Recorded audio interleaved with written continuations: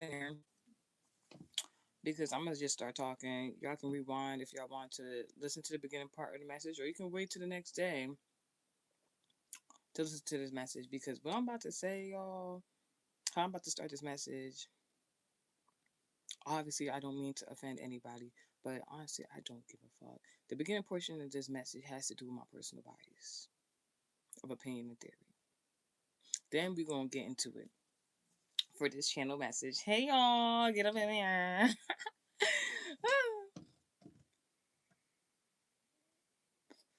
Literally, I didn't have a I didn't have a dream last night, but I was woken up out of my sleep. I'm a Taurus. I don't like that per se, but I know when I get waken up from my sleep because of a dream or randomly, one of two things or in correlation with both is what's going on. So, first and foremost, either God wants me to see something somebody's doing, like somebody doing something right now, somebody doing something right now, like go look, go look, go look, go cut, like 2D catch your moment, like type shit, or God wants to have a conversation. He wants you to pray. He just wants to conversate with you. So yesterday was more like a conversation with God, and it got interesting. It got super interesting, and I love the conversation because the whole part. Before I even get to it, I'm just in summary explaining, paraphrasing, I might say, because I'm trying to brace y'all, no pun intended, for this conversation I'm going to have. And I know a lot of y'all gonna get in this comment section and have a lot to say, and I encourage it. Howsoever, while I'm talking about this personal bias, I'm not going to look at any comments until after I'm done saying what I gotta say. Because the conversation I had with guys today was like so wonderful. And the premise of it was really about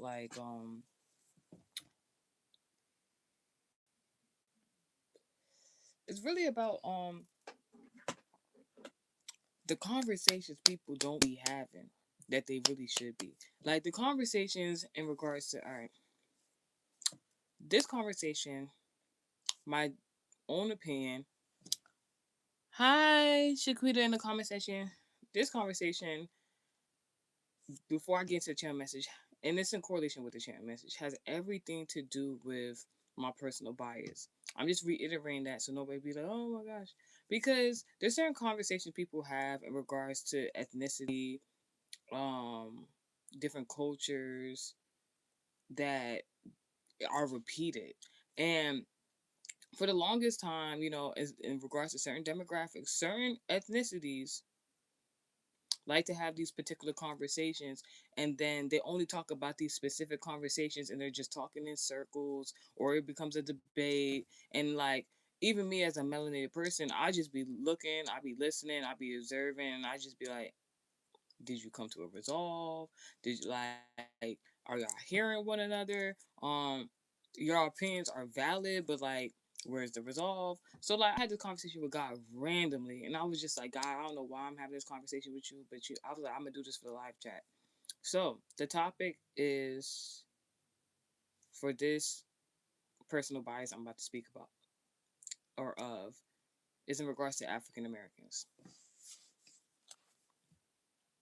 Drum roll, please, because for someone who's been in urban environments, knows people of certain demographics, different levels in regards to ranks within urban communities, African Americans. Like, I've seen personally, I can speak from experience. So I can speak from experience. So like, I've met different type of African Americans, and I don't have no problem with African Americans. One thing that African Americans don't like are the stereotypes against them. Not every ethnicity has stereotypes against them, right? There's always somebody saying shit. There's always somebody talking shit.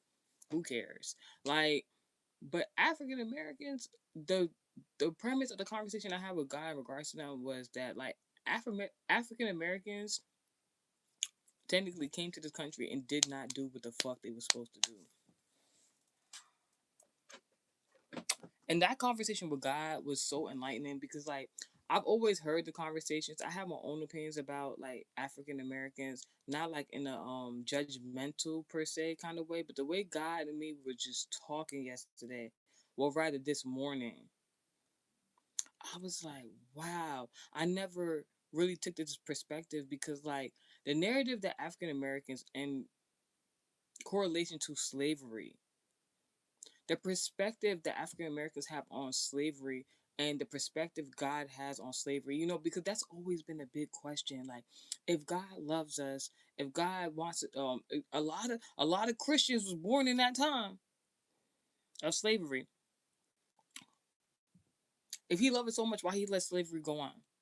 And God basically, like via conversation, had me understand what the fuck was actually going on. And I was like, wow. And it's like the thing is, the reason why African Americans are being brought to the forefront of this conversation is because um God equipped, like God was saying, basically He equipped them with the tools, the knowledge, and everything to do what the fuck they had to do. And to this freaking day, do you know how long ago slavery was? To this day, like it's not all African Americans, all right? Because there's a lot of African Americans who have made things of themselves, became like very wealthy, very notable people, but it's not everybody. And God was even showing me different correlations and different, like predominantly two or three, maybe four different ethnicities in correlation to African Americans, and I was just like, I understand what you're saying, God. And it's fucked up a little bit. Not because what God was saying was wrong. It was not wrong whatsoever. How I feel is not wrong whatsoever. It was really more about once you understand the narration. So the conversation starts like this, right? So God was like, all right, let's start the conversation with my own personal bias. Let's put this on.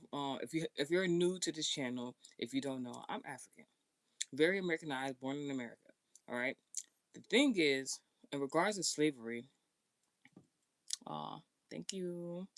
In regards to slavery, right, back in those days when that was going on, um, I've always had the personal question within my own personal bias, like, you know, knowing scientifically, historically, that scientists have proven everybody comes from Africa, right?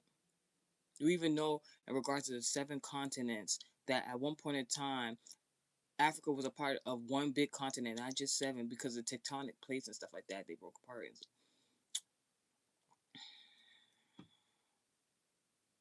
But at one point in time, Africa was part of one continent. I believe it's called Pangea. So if everybody came from Africa at one point in time, right, it was all one. So like, why? Like, it's just there's like two or three questions I had. Like, one is like, why is it like always a stigma against Africans and African Americans? Because like even a few months ago, I was on like looking through the TikTok lives and stuff like that. I usually don't, but like they come up sometimes, and I was just like, I even made a message about it. I was just like, people really be rage baiting on TikTok lives, like just to get viewers and stuff like that. One of the commentaries or live discussion they were having, they were even inviting people on there where they were talking about it. The title of the message was Africans versus African Americans, or African Americans versus Africans, and I was just like, what? Like, that's a part of the problem. That's a part of the problem. Like, what? That don't even make sense. Because if you historically, scientifically came from Africa, what is there to beef about? Why are you putting verses? That's a part of the problem. It shouldn't be no verses. Now, like going against one another, that is that not black on black crime? And like even that live chat I was witnessing, there was Africans on there, there was African Americans on there, and the African Americans. I'm just using this live chat from TikTok that I viewed a few months ago. Like coming in, it was either before the new year or after the new year. Just take the message out, it resonates. Um, and the African Americans did not want the Africans to speak. They didn't want them to say nothing. They was putting them down. And like the most ironic thing was there was this Caucasian man that joined the live chat via the TikTok live discussion about Africans versus African Americans and African Americans versus Africans, which shouldn't be happening anyways. And and they didn't want the African people to speak or say anything and give their view. They're being really rude and nasty. And then this Caucasian man got on the mic and he was like, African Americans, you're part of the problem. Then he started talking about politics. He was talking about Kamala Harris. I was like, dang. Like, he started going in on them. And, like, then the first thing the African Americans were saying, like, you're not African American. You Caucasian. You don't know what you're talking about. And this man was pulling out specific specific facts as to how people of the African American community, not everybody individually, but as a whole, how they, like, representate misrepresent like their whole group. And I was just like, and like it kind of rubbed me the wrong way, but like like not really, not necessarily, but I was just like So going back to this conversation I was having with God, we're talking about African Americans, we're taking it back to slavery. So now let me tell you my personal bias on what happened during slavery. For a long time I didn't really want to talk about this because I knew the stigma, because I'm African, full-blooded. So it's like I didn't want to seem like, oh, I'm selling out my people to give this piece of knowledge and stuff like that. But there's certain conversations that need to be had. This After I do this one, I'm gonna talk about something else too. God, please let me remember what the fuck I'm about to talk about for the second part of this message. So there's gonna be 3 parts to this message. All right. So my personal bias is that I believe when slavery started from Africa,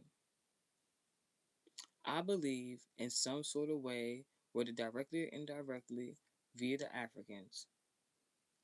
When them white men came and thought they, or Caucasian man, let me use politically correct. When the Caucasian man came to colonize from Africa and wanted slaves, I believe the Africans saw the bigger picture of the situation.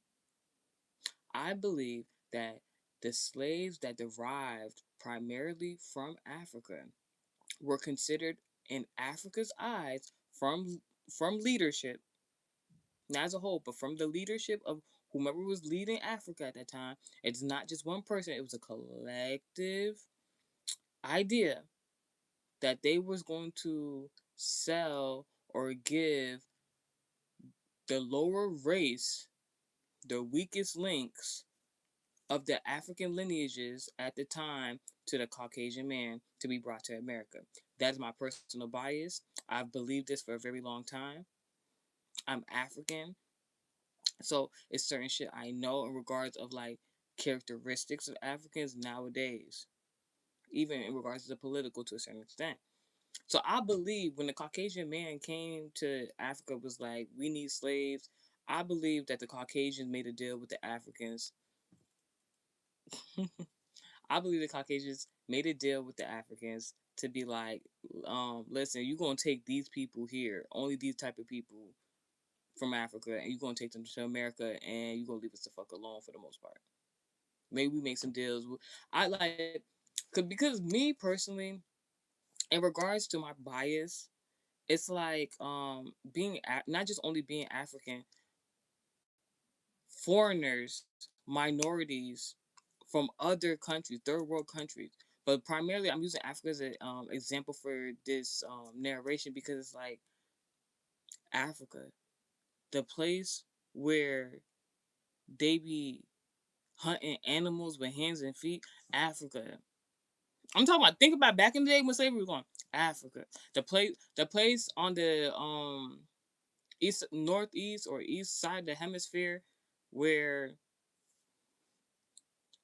near the continent or in the continent of Asia, where they was building pyramids. Africa, that pyramids that they still have not figured out to this day how to build. Africa, the place where y'all be joking, hee hee ha ha about them doing divination and turning people into animals. Africa, you really believe They was just willingly like, yes, take us in Africa. We're gonna get back into it. Remember what I just said. So like, I believe that they made a deal. I just don't think the Caucasians knew the bigger picture of the deal Africa was trying to make when putting the slaves from Africa, from the weakest links of Africa, the lower lineages that like weren't contributing the way Africa needed to be contributed to. I believe those people was like, you know how like at like even in slavery they was just picking certain folk to go out into war. It was something like that. It was like take one for the team, and those people were taking a slave. Am I saying this right? No. Am I saying this a little bit? But like it was a bigger picture to the situation. We're about to get into it. So like I'm talking to God about this. I'm like, whoa. So like that was a lot right there, just based off my personal bias and talking with God. So I'm just like, all right. But God was like, let me elaborate. Let me explain a little bit as to why that had to happen, or what was the original reason as to why that had to happen.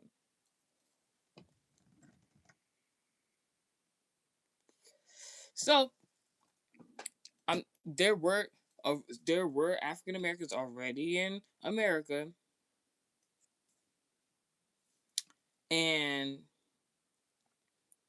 I guess that's what they call African Americans. Then there were Africans that were brought overseas to America to be slaves, and then they were turned into African Americans.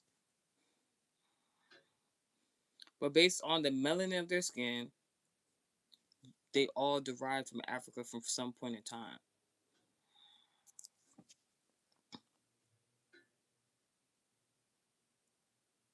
So the next like segment of this conversation is the word Nigga.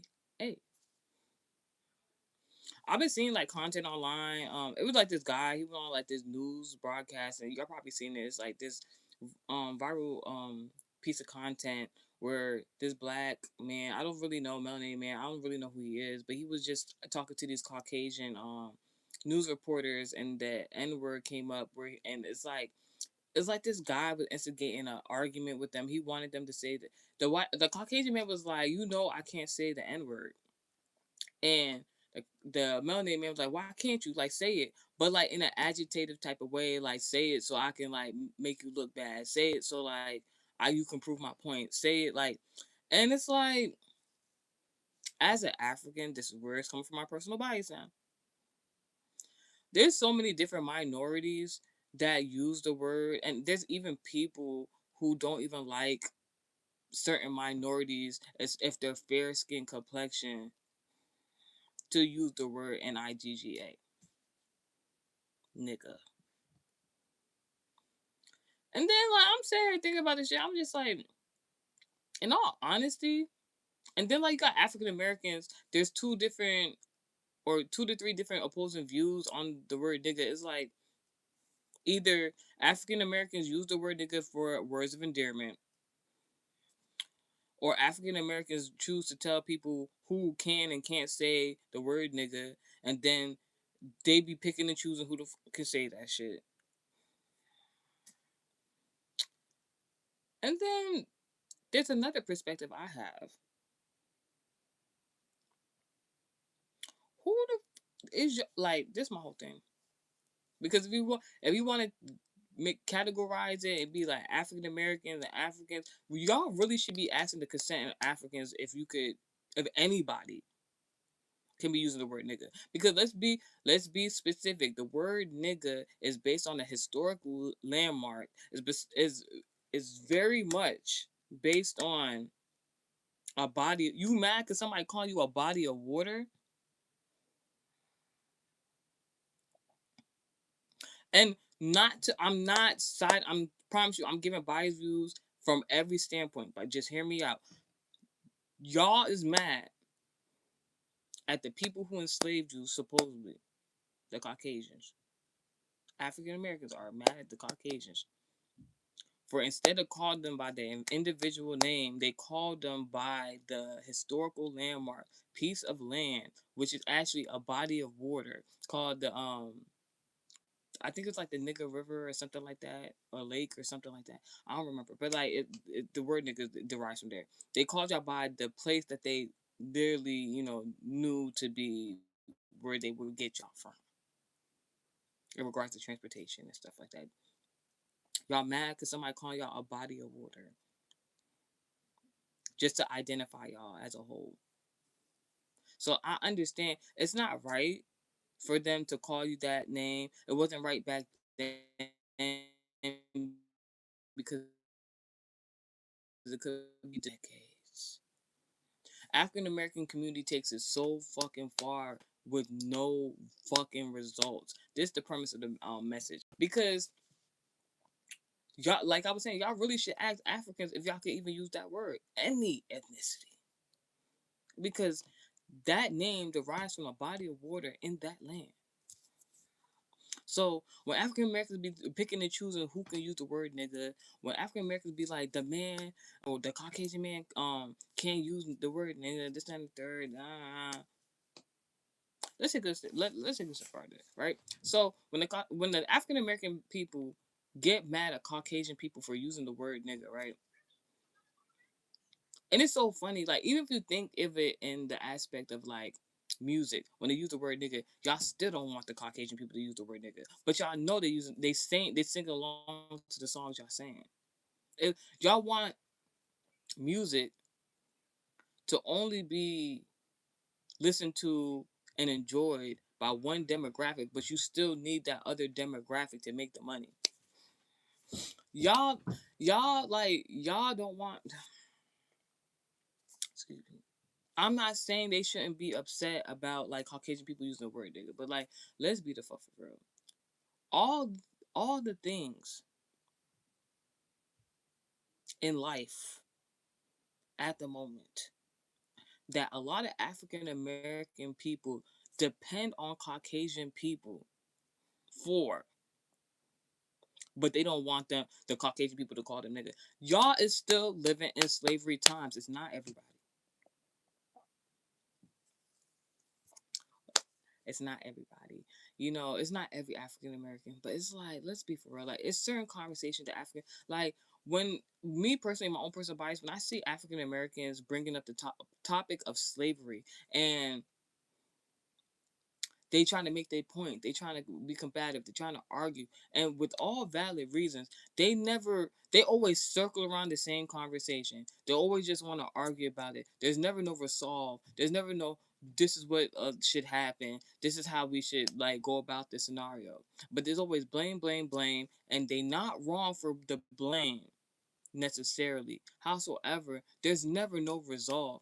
African Americans are the only, hold African Americans are the only ethnicity I know to demand reparations and still not get that shit.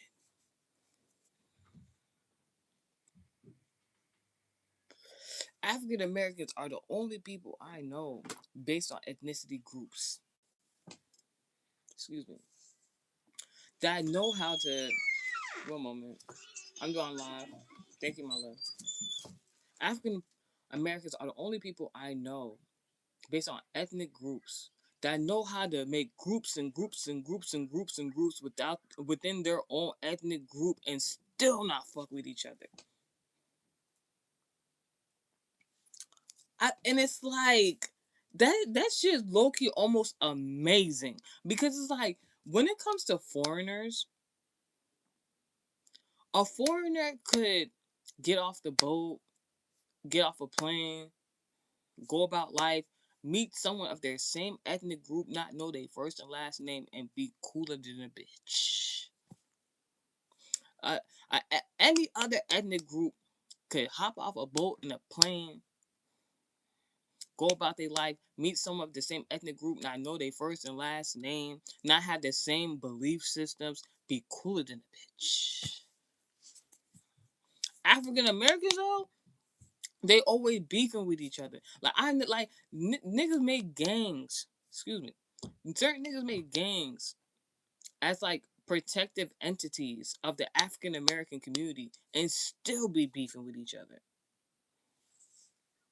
So it's like sometimes when people be like, well, African Americans, they don't like the stereotypes against them. And I'm saying it's not every African American, because there's African Americans who have rise to the occasion, who have made something of themselves, who have became of nobility. There's African Americans who have came into wealth. Howsoever, it's not too many of them.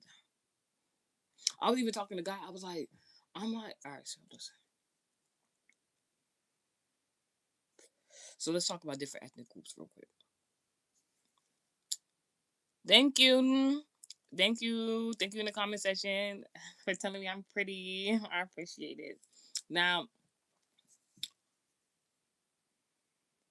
let's talk about a few ethnic groups real quick. But we're not just going to talk about African Americans. So y'all can get a visual of what I'm trying to say.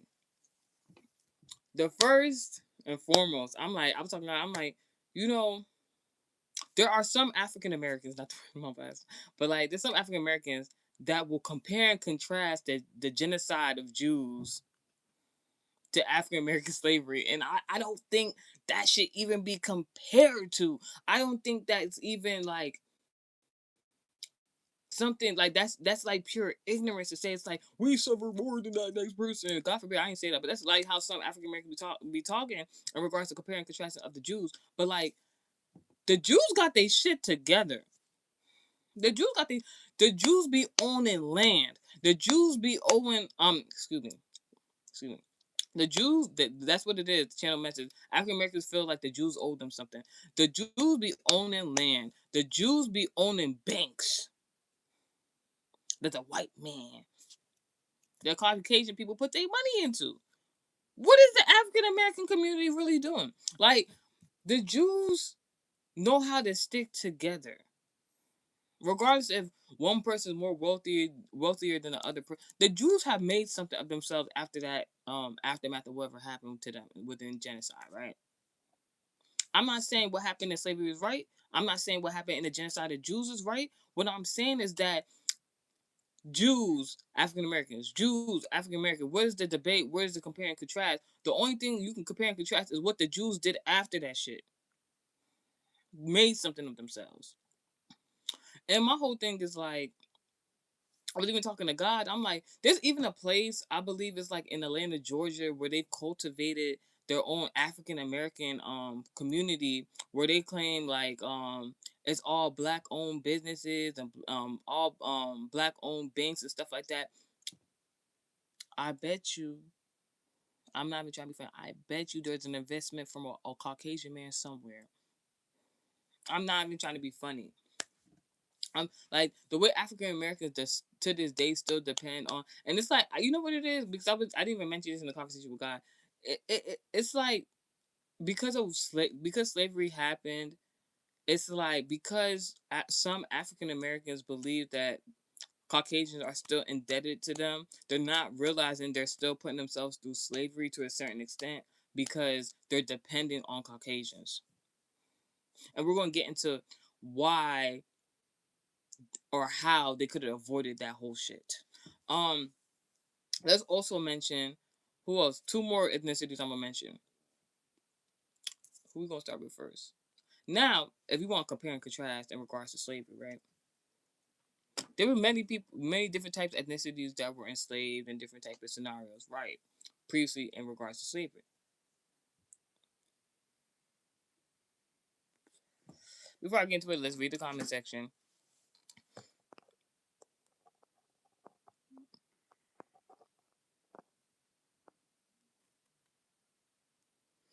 Indigo Red, no, Indigo Roy is like this. Like this conversation, yes. This conversation I had with God this morning was like beautiful. Like, you want to know my name? Look at my channel. Vivian, hi, how are you? Rich, too tough in the comment section. Listen, like you, you typing too fast. Your like grammar is not grammaring. I understand what you're saying though. You're asking what's my religion. Grew up Christian, very spiritual. I don't mind you asking. This is the channel for that. Braden asked if I'm real in the comment section. Yes, I'm real. There's not no AI. Um, Bone in the comment section says, "So God talks to you personally, huh?" He definitely does since a child.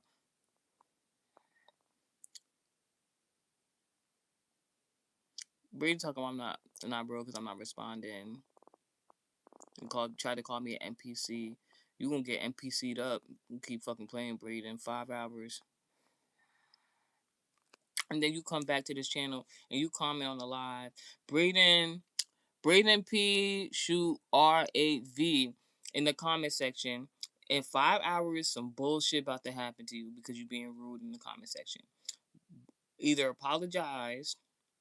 You don't have to. I don't care. Either apologize or within 5 hours, something gonna happen. So you come back on this live and you let us know what the fuck happened to you. The same somebody else that's tried to do the same funny ass shit and trolling on the live had a similar experience. This nigga has not been back to the channel since. Don't know what happened to him. Now, this nigga in the comment section talking about he don't like the conversation. Well, y'all gonna hear the conversation because the whole premise of this conversation I have with God, and the reason I'm so passionate about talking about this shit is because for years, I'm in my 20s. For years, I've been hearing African Americans debate and argue and talk about slavery and what was going on. Let me ask y'all a question because I said it was a rhetorical question to God, and we laughed about it. Thank God for during slavery, the people who did achieve reading and writing. All right. Howsoever, all those slaves that wrote books and literature, what did y'all really learn from that besides motivation? They was like doing TED Talk books on everything. For the most part, it's not everybody, but the majority. What did you? Is there any book written from someone who was previously a slave that taught y'all how to do some shit? Like educational purposes taught y'all how to do something. I'm not saying there isn't none, but how many of them were there for real? Where they taught you how to 1, 2, 3 do some shit, make something of yourself, or they just was like, I can I learned how to write and read and I wasn't supposed to, and now I am who I am. I'm notable because I wasn't supposed to. That was the projection. All right, it's like I was even seeing this like there's this piece of content that was coming up based on like this movie based on slavery. It was like the something James story. I forgot. I don't know if it was Tom James or something. Mink James. I think it was Mink James story or something like that. And basically about it was like this family in Canada, melanated father, Caucasian mother, fair skinned child. They married they during slavery time, mind you, they was in Canada. And people was in the comment section like, why the fuck would they do that knowing it was slavery time? Because they was in Canada, they didn't know no better. But like, no, it's like that was some real ass shit. Why would you do that? Know what was going on in a different country nearby? Like, be fucking for real. I ain't gonna hold you. Be fucking for real.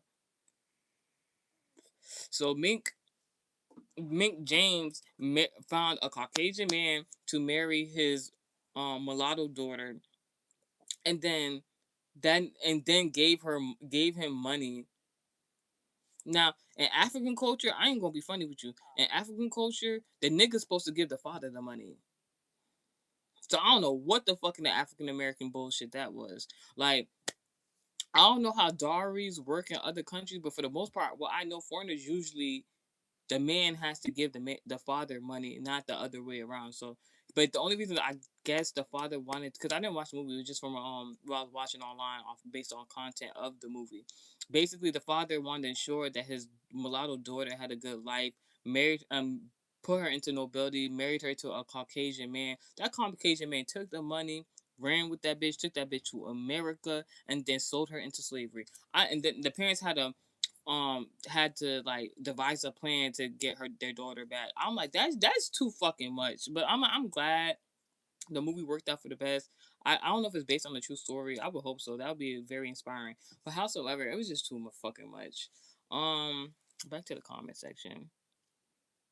It actually comes from the ancient Ethiopian word "negus," meaning king.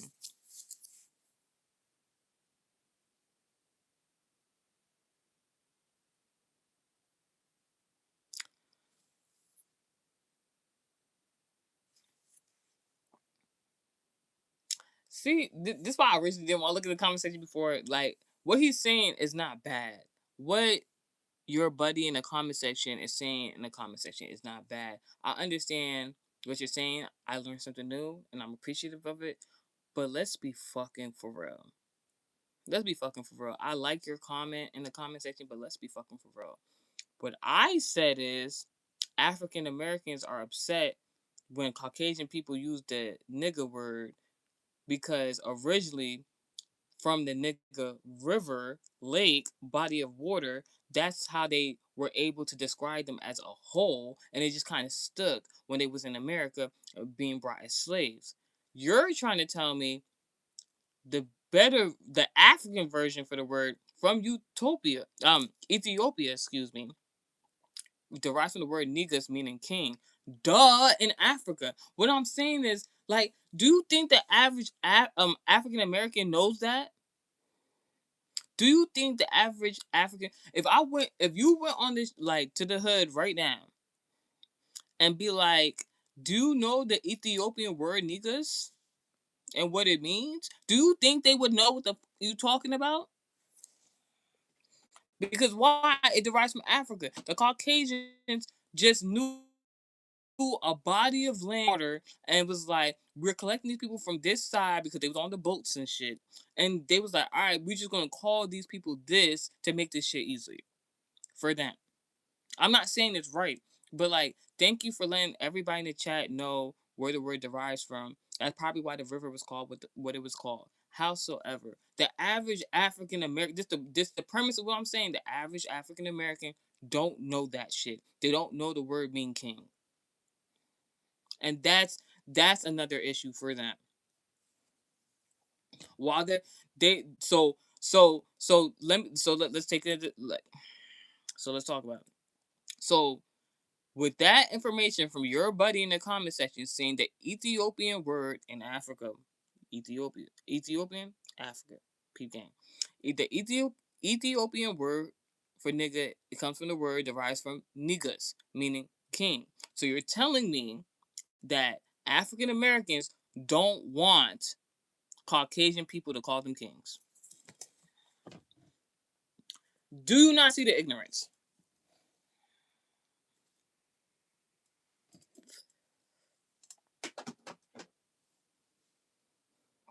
Hi Titus in the comment section. 5,000 to you. Give me money. This nigga talking about my forehead. Go look up what's called Anunnaki or some shit. You seem like that's your speed, bitch. This nigga name in the comment section is like, I think it's supposed to be Squidward or some shit like that. I'm not even playing with him. Fuck off. The one and only who gives a fuck talking about my eye makeup and the purple's throwing them off. All right, bitch. Like the fuck? Like is that supposed to make me feel some type of way? I don't know what to tell you. But side note, like I am a beauty influencer, so like one of my followers and subscribers actually gave me a makeup tip, and I did the makeup the way as suggested, and it looks really pretty. Just like thanks in the comment section. Let me know. Mm.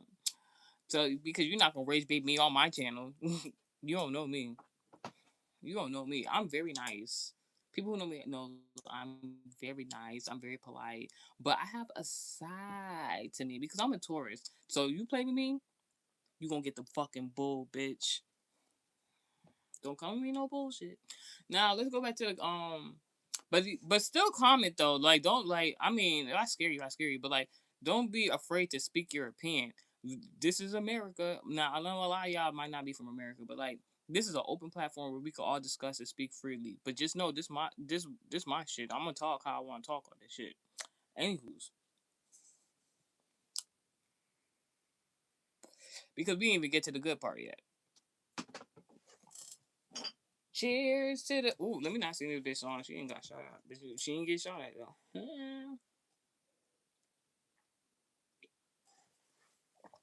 Yo, y'all remember that Scorpio bitch? I was telling y'all I was having a dream about 5 years ago before I met her 2 years ago. God let me God let me see this person in my dream state 5 years ago. And I'm like, who the fuck is this person? Why is it relevant? 2 years ago I met the person and I tried to be nice to the person. And then I was like, oh God, I see why you showed me the person. This person's odd. That person got like a music video or some shit like that. And they was like throwing up their fingers like it was a gun and shit. That person posted that shit a week later. Rihanna's house got shot up at. Mind you, the bitch that I'm talking about got prominent Pisces placement in her birth chart. So I'm just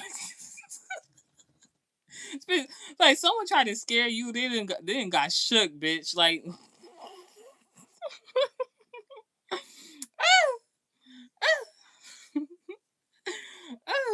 like it don't matter what, yo. It don't matter if I block that bitch. It don't matter if I ignore that bitch. This bitch always trying to watch what the fuck I'm doing, and it's like yo, and it's like whatever the fuck she doing got her caught up, and it's like it's scaring her, bitch, and it's just like dang. I like that shit. Matter of fact, I love that shit.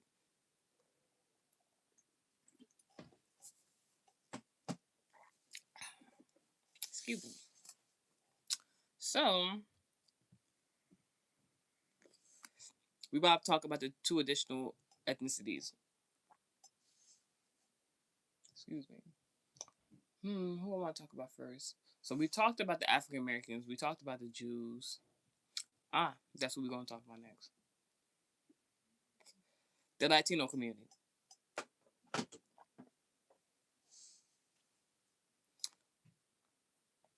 The Latino community. So the Latino community was a part of the people who also were enslaved into slavery.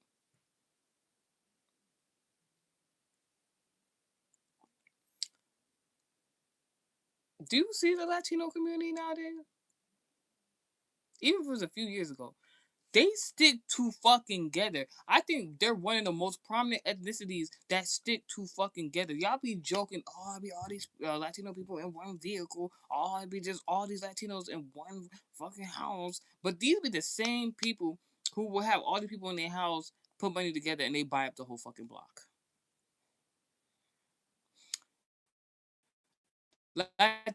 Latinos did what they were supposed to do.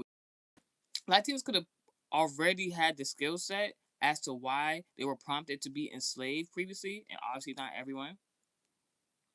However, Latinos learned from what the fuck they went through, whether in their home country or when they were enslaved in America during slavery time. And you know what the fuck Latinos are doing now? They're independent contractors. These people buy homes, then renovate the homes for themselves and others. Latinos renovate Latinos renovate African American homes. But there be African Americans that like to be saying, "Oh, mommy this and poppy this," and be popping shit about the poppies and the mommies. Do you not see how Latino people, and it's not everybody, but majority, do not mind doing the hard labor. They know their worth. They know their capabilities. Why do you think Donald Trump was so adamant about building a border and a wall? I'm I don't know how the population of the Latino company I don't know the population of the Latino community and if it's more than America because like the way Trump was acting, he wanted to build that border around Mexico. And you know what? I don't agree with everything Trump does, but what I will say is that I'm not mad at him for even trying to prompt that decision because in regards African Americans, the people like African Americans got the stereotype of being lazy, and it's not everybody. But let's be for real about the stereotypes because the Latino community don't mind doing the hard labor, don't mind doing the dirty work. Then on top of that, just like the Africans, they know how to do divination. Some of them.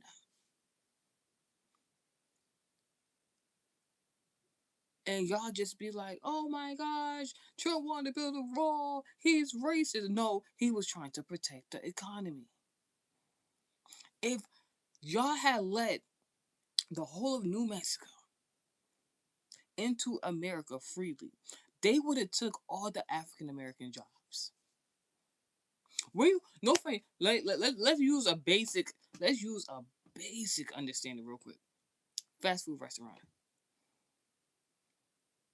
There's a certain shift because I used to work 9 to 5 in hospitality. There's a shift that only primarily Latino descent people will work on, and that's the morning shift. They will not work on the night shift because that's usually where the African Americans be working at. On the, uh, at the night shift, you will see the oldest, most elderly people in fast food work hospitality. You will not catch no motherfucking Latino woman, no shade. Usually, it do be some, but usually you will not, unless they. The only time you will usually see a Latino woman working a night shift at a fast food restaurant is if they the manager.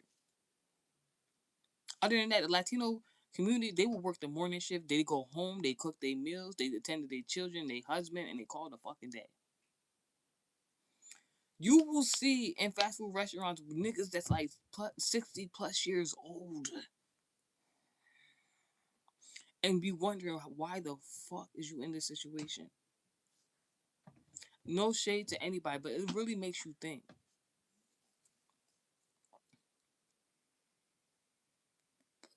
If the Latinos would have entered America freely, and Trump wouldn't have made that stand in regards to, it sounds racist. I'm not saying it don't sound racist. It sounds racist when Trump be like, he don't want to let the Latinos from New Mexico come into America all freely. And like, to be honest, for the Latinos from the New Mexican community to come to America, they literally have to only pay what I heard was like about $5,000. You got Latinos that was was coming around the border, around military control. That's the people y'all want to freely just come. I'm not being racist. I'm so fucking for real. In this economy, those are the type of people, those smart, skillful people, y'all want to come into the country freely. Them niggas is going to take, no pun intended, them niggas is going to come take the African American jobs. I was even talking to God about Donald Trump. I don't agree with everything he does, but like, me personally, I'll have that conversation with God. I believe if there is past lives, I believe Donald Trump was probably melanated. Because what other president? I can't speak for y'all because I don't know your age ranges. I'm in my 20s, and life thus far and continuing. There is no president I've ever witnessed reveal as many secrets in regards to the government, in regards to the general public, like Donald Trump has. This nigga has told us about the aliens and UFOs. This nigga been in presidency when the Epstein files was released. This nigga tried to attempt to build a border wall around Mexico because because my personal opinion is because he understood that they were gonna come and take over the economy. He was trying to help y'all, and then niggas be bashing him. I'm not saying everything he do is correct, but it's some the shit that y'all don't like that Trump is doing. Not all of it, but majority of it is because it's a bigger picture to this shit. What other president has given the general public money in the way Trump has? Let's be fucking for real. Like I said, I'm not advocating for Trump. I'm just saying it's a bigger picture to whatever the fuck he got going on. Soon the Epstein files was released and certain names was being put out to the forefront. All of a sudden, here come Obama. I don't have no problem with Obama. I voted for him. But all of a sudden, but I've told y'all, Obama is always put to the forefront after his presidency. At that, when they're trying to hide some shit, they be using him as a decoy. Like that nigga was like, Obama's like, I was in office for 2 terms and I knew there was aliens, but I never seen one. Now, no funny shit. Do y'all think Trump ever seen an alien?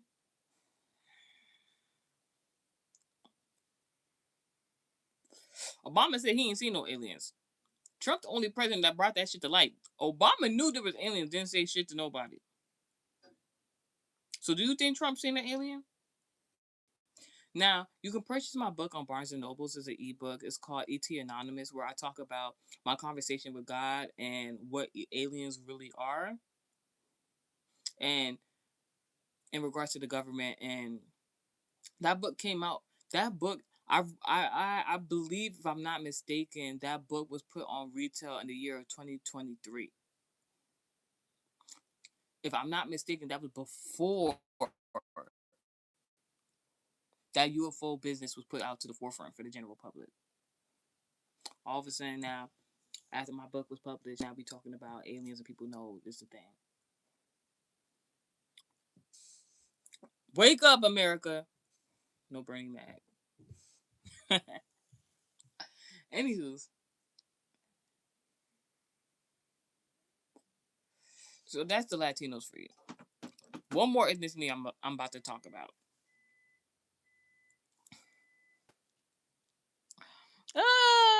Jay in the comment section talk about making America safer, Donald Trump.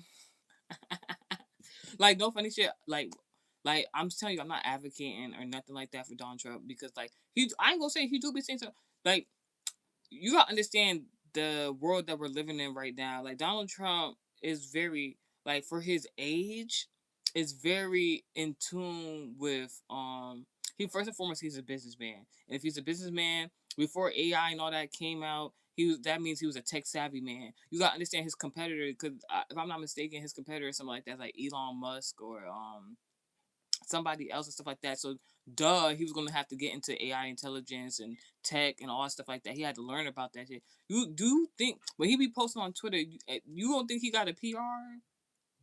He be saying, like, even Kanye, like, be saying some wild shit, and then y'all be like, oh, I understand what he be saying after the fact. It's a method to certain people's, like, methods. I would say that. I don't agree with everything Donald Trump does, but I believe wholeheartedly that there's a bigger picture to what he's doing.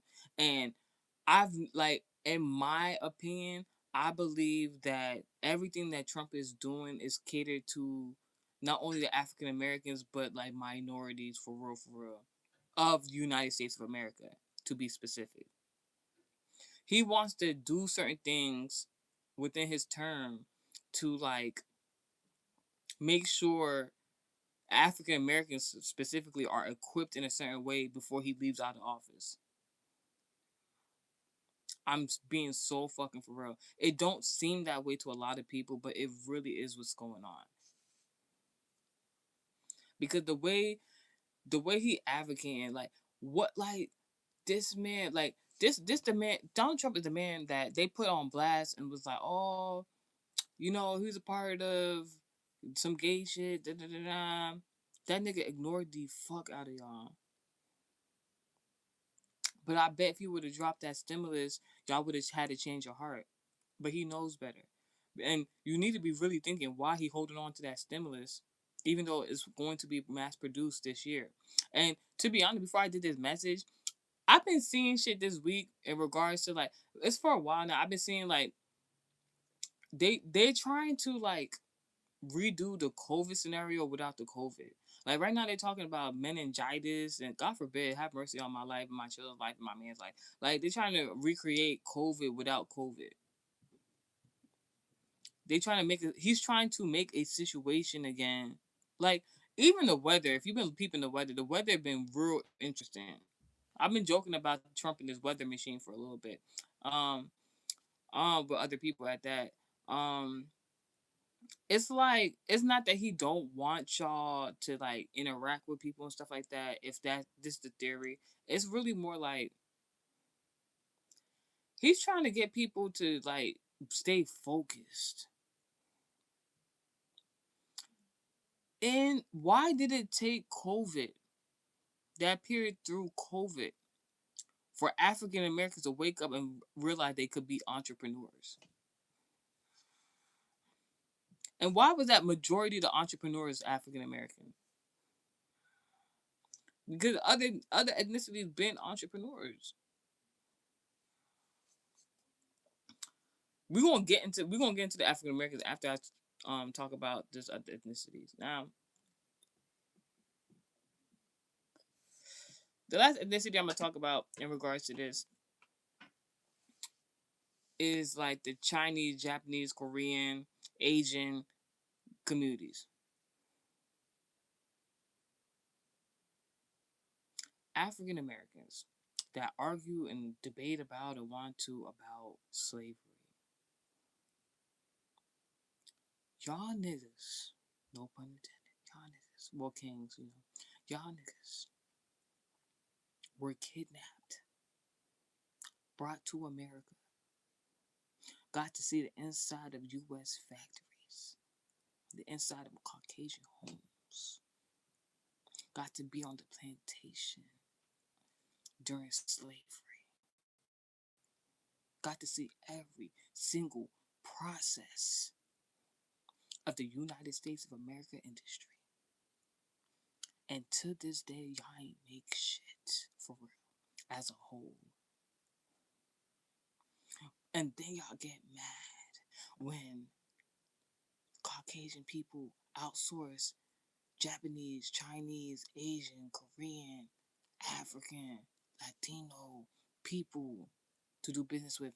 Asian, Chinese, Japanese, Korean people, to be specific right now, doing business with America.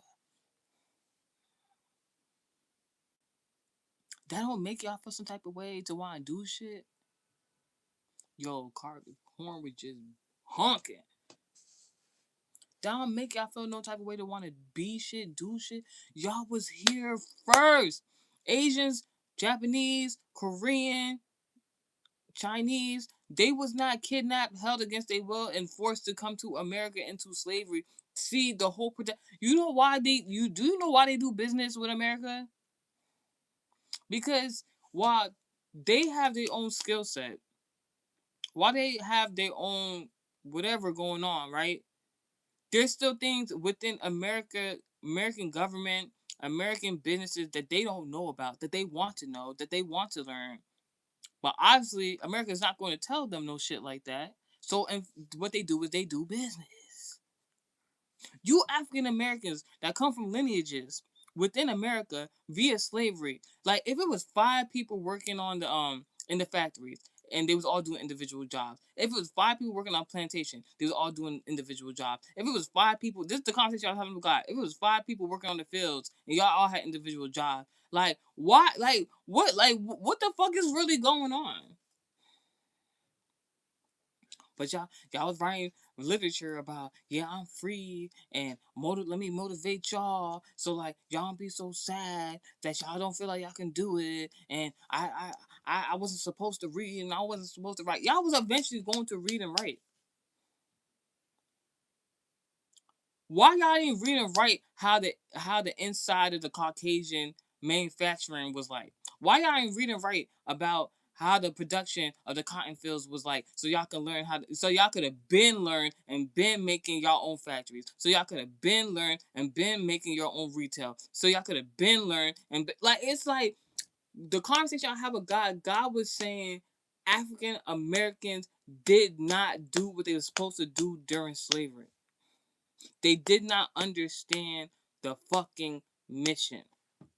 And in correlation to what I'm saying this because I'm going to tell you what God told me.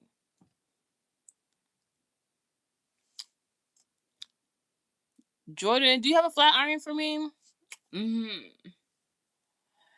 You think I think Jordan want me to look more Caucasian.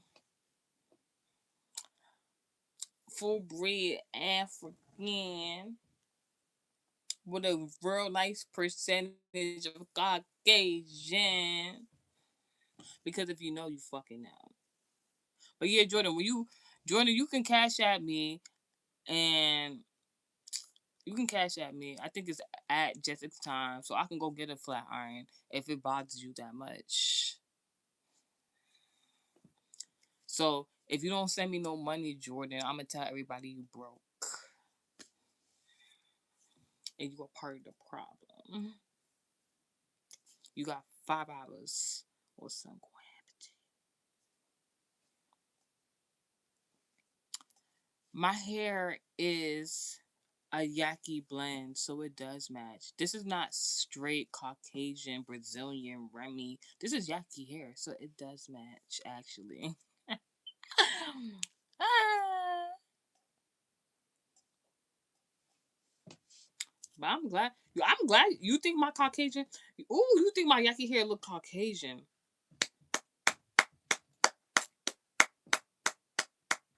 Price just went up, bitch. Price just went up. But anyway, so like, so the conversation I was having with God was like, God was saying basically, all right. So like I said in the beginning of the video, my my bias originally was that Africans made a deal with Asians to put the lower race of Africans into slavery to be brought into America. Now, what the Caucasians didn't know was that there was a bigger plan to this mission. The Africans sent those lower race of Africans to America to learn. This is what God was not narrating to me. To learn the processes of the Caucasian man in regards of business, so that they could then learn from them. See, this is where I'm coming from. Y'all know and y'all be joking about Africans doing divination of sorts and kinds. So what would make you think, even if Africans did sell their own people out, what would make you think there wasn't a bigger plan to that shit? See, the Africans that sold them other Africans to slavery underneath the name of African American, right? Had big plans. They wanted them to infiltrate America, become enslaved, read the Bible. Was it like Babylon, all types of shit like that? Read the Bible. Because everything that happens in the Bible, back then, more than 2,000 years ago, it's still relevant to today. So the Africans, when they made that deal, they was like, all right, we're going to let y'all be enslaved. But the Africans who sold them, I don't know if money was involved, but the Africans who gave the lower ranked Africans to the Caucasians to be put into slavery, what happened was they knew niggas knew in Africa that them Africans that were enslaved were never going to be enslaved for that long. Now I ain't gonna hold you. It's still fucked up. It's still fucked up if Africans did do that to their own fellow Africans and then made them African American. Howsoever, there was a bigger plan. Now, slavery did feel like to some people within slavery it was a long time. A lot of shit didn't happen. Howsoever, it was a bigger picture to the shit. African Americans who derived from Africa were supposed to learn the processes in regards to business and ventures under because they were doing everything for the Caucasian man. These niggas knew everything. So basically, they were supposed to go to America, learn all that shit, and then remake all that shit under their name.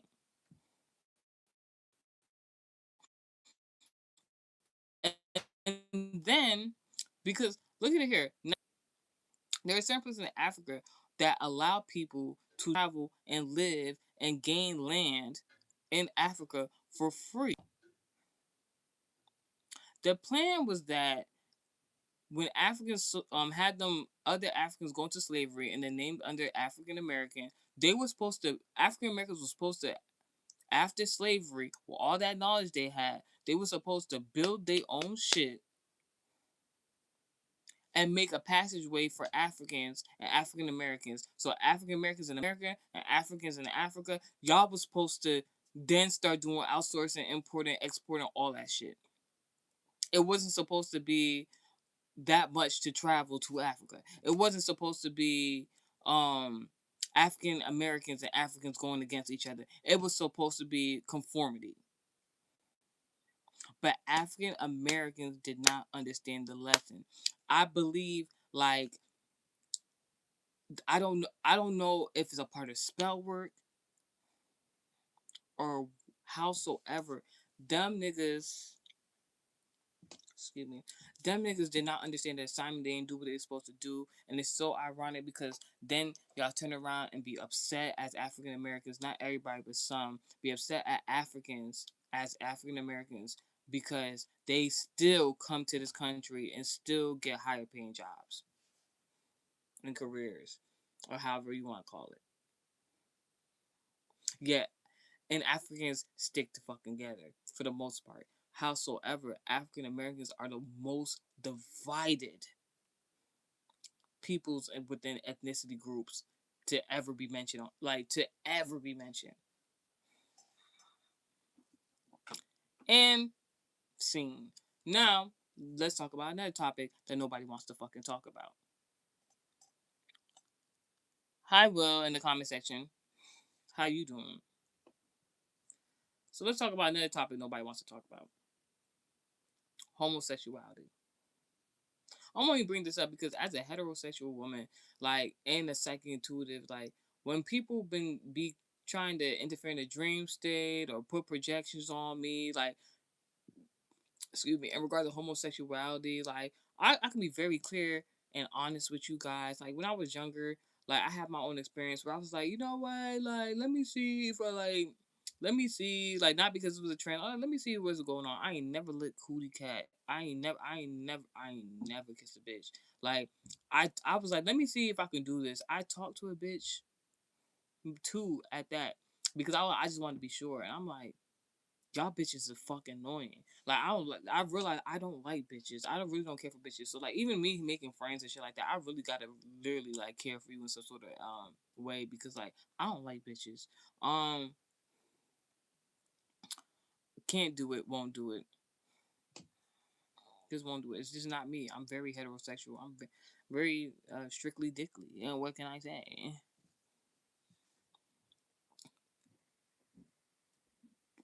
So when it's projected to me on me, and I know I'm a artist. I'm a musician.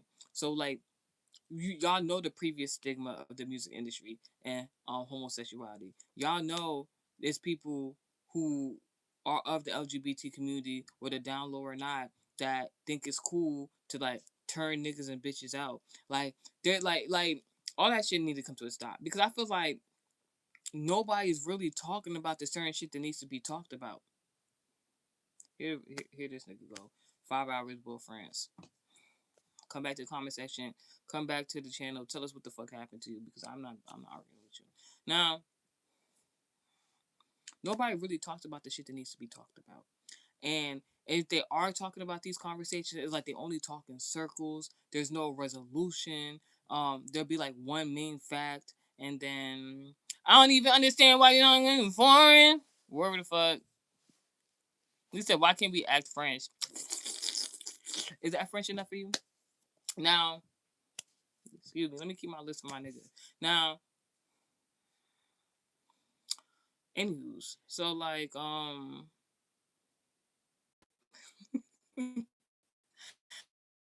anywho's, so, like, uh,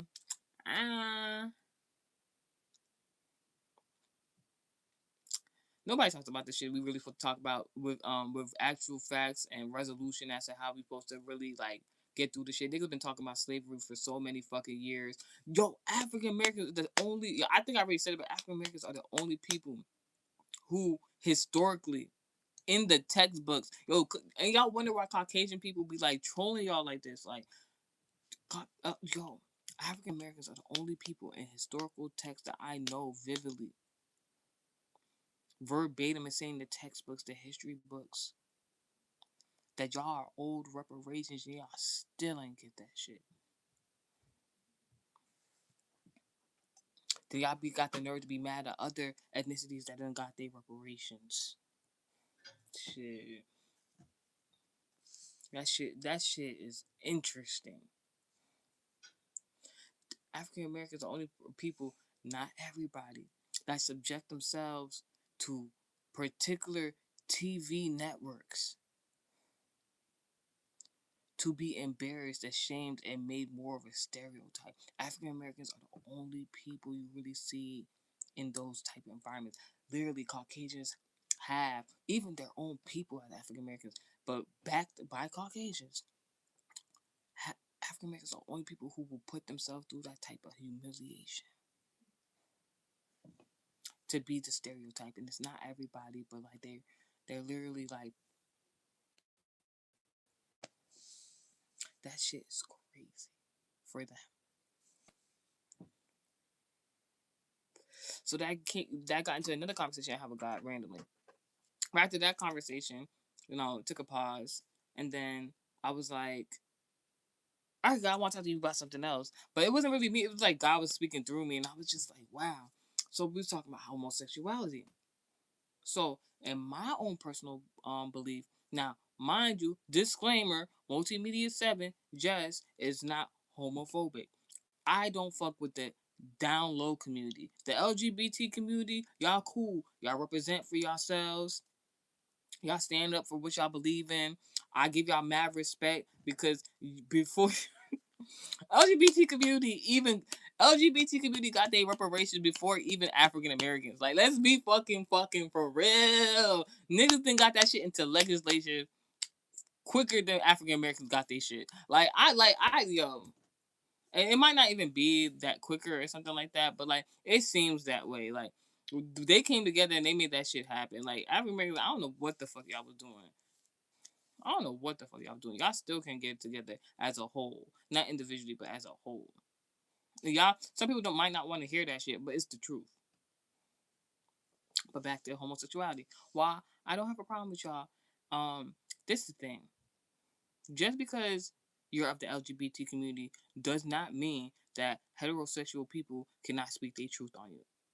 I don't know what the fuck is going on in society today. Not this society, but I don't know what's going on in regards to society norms where y'all think because y'all part of the LGBT community, because y'all got laws in place that people cannot speak their truth as to what the fuck is going on in front of their eyes.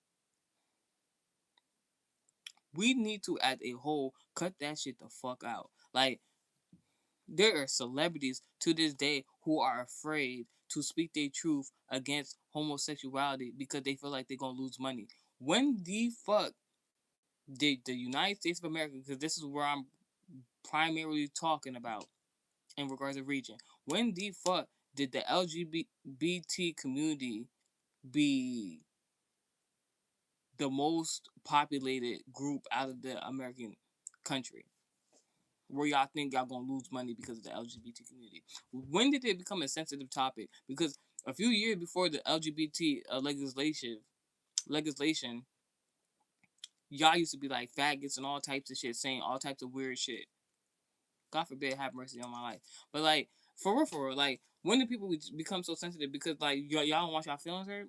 Because in a spiritual context, my own primary belief and bias is that homosexuality, even though I have no problem with it, homosexuality is a curse.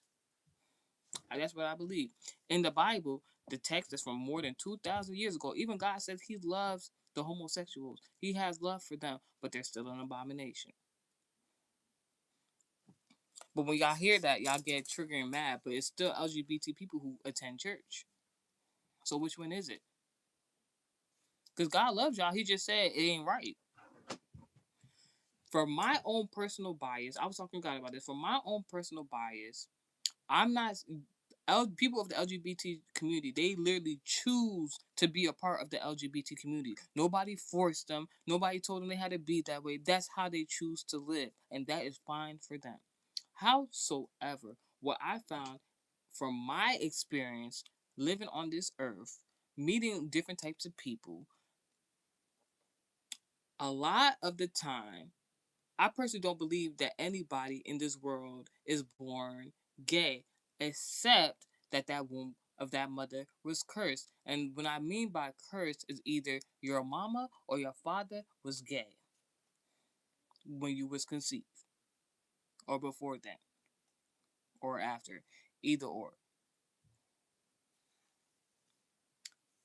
Because I believe that being gay of the LGBT community is something that is learned. Now, in regards to me saying that being homosexual is a curse, I truly believe that. Because homosexuality, you need to understand, like, you cannot be born gay. I don't care what nobody says. Howsoever,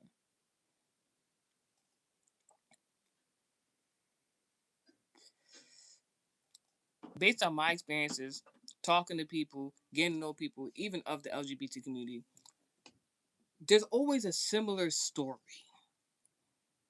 just alike to the heterosexual people. No, do you see me with tarot cards, bitch? I don't use tarot cards. I had to say it like that because if you look, but to be honest, you probably just scrolling and stuff like that. So let me be nice for a second because I don't want to get mean. I'm a psychic intuitive. Right now I'm giving my personal bias backed up with facts. And this conversation that we're talking about, before I do this channel message, um, we just spoke about the African American community and they didn't do what they were supposed to do in regards to God's plan for them. And now we're speaking about homosexuality, the Bible. While I have my own personal bias, I have no problem with the sexuals. I don't have no problem with the homosexuals. I don't have no problem with LGBT community. My issues with the down low community, because you're not right. They're part of the confusion. Nobody needs confusion in a day and age where being of the LGBT community is legalized. Stand in your truth if that is your truth. Howsoever, because boss man, you came in here and I know what's going on. And I don't want to humble you. You're probably a grown adult.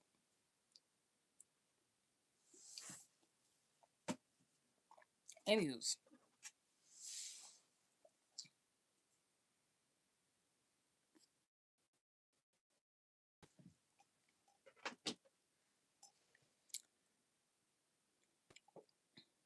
I believe that homosexuality is a curse.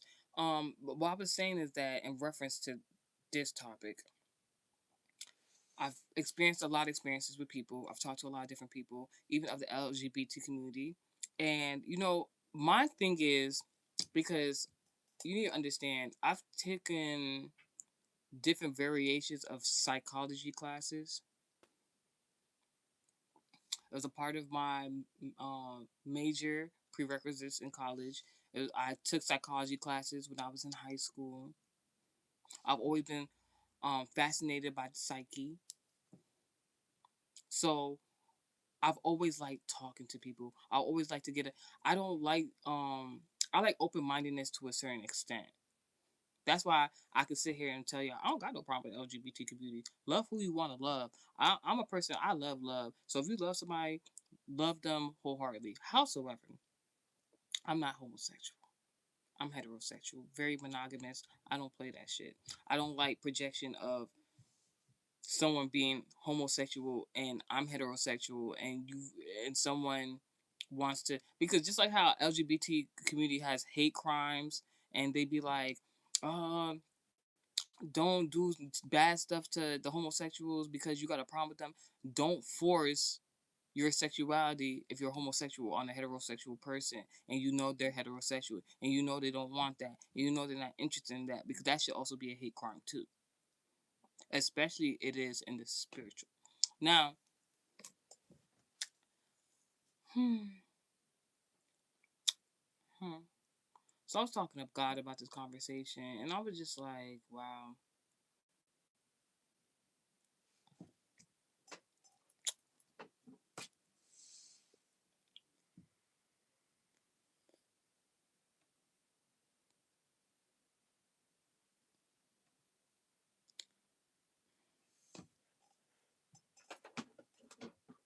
These niggas is acting up in the comment section. And not me, yo. Anywho, um, so like I'm saying, because I keep reiterating the same thing because that's that karmic cycle shit that I'm not a part of. So, anyways, what I find from talking to people, I like to always ask people, "What was your upbringing like? How did people treat you growing up?" Because in this generation, the homosexuality thing is starting earlier. We see it on TV, we see it in the movies. They're getting real visual with the shit.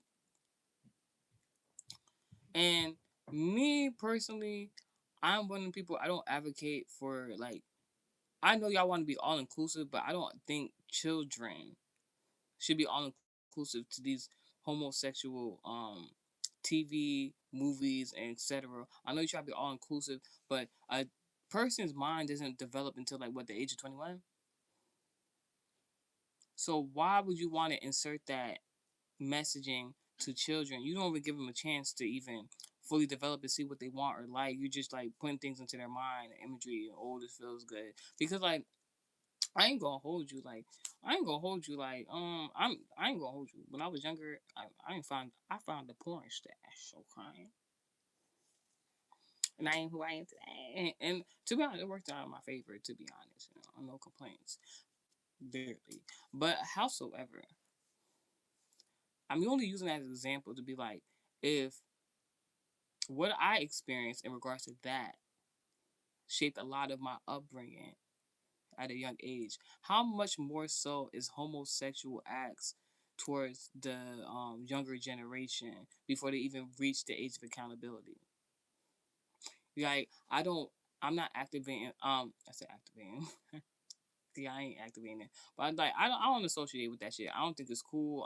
Like these celebrities who the conversation I'm having about homosexuality was based around celebrities and parents who I wouldn't say are accepting, but were allowing their children to get sex changes, and I don't think that's right at all. I think that's fucked up. I think that, and but to be honest, in the conversation I was having with God, I was like, I don't really blame the parents because the parents are also confused.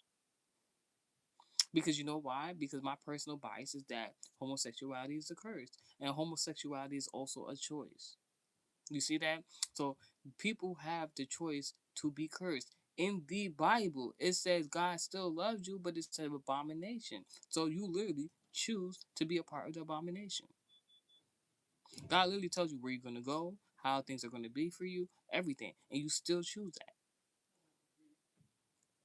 Now, when y'all try and bring children into the midst of the homosexuality, I feel like you know how they be saying them conspiracy theories, like they're trying to give you all the mark of the beast. I'm not saying homosexuality is the mark of the beast though, but what I'm saying is you see how like they're like it's one thing if you're trying to just like promote homosexuality to young adults, grown people, but children, you're starting young. You trying to start young? That's like that's like trying to give children the mark of the beast before the age of accountability. Like that's fucked up. I'm just saying my own personal bias. Howsoever,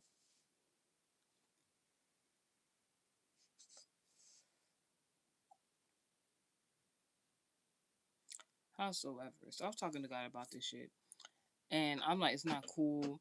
And I'm like, for the parents who allow or they're thinking about allowing their children to have sex changes, God forbid on my life, have mercy. I would never. Um, the only reasoning why they would allow certain shit like that is because they're confused. They don't understand homosexuality because, like I'm saying, it's a curse. And the reason I'm saying it's a curse is because the same story a heterosexual person will tell you, and the same story a homosexual person will tell you before they became homosexual. They'll be like, "Oh, nobody was paying me attention," and "Oh, I didn't feel loved," and like it's always some sad sob story as to why they became gay. But heterosexuals got a sad sob story too. It's all about how you interpret and you maneuver within your emotions. How does you not knowing how to handle your emotions, how does you having a bad upbringing, how's it you not having the exact love that you wanted growing up from certain people around you turn you gay? That's the only difference between hetero and homosexuals. Because heterosexuals, they learn from their experiences and they keep it fucking pushing. I'm not saying either one is more better or right than the other. Only God can judge. But like, usually the homosexual person will always tell you this a sob story, just like the heterosexual person would, and would say like, this happened to me when I was younger, and then I discovered, that's why I like this sex, or this happened to me, or this person did this to me. This the same shit a heterosexual person would tell you.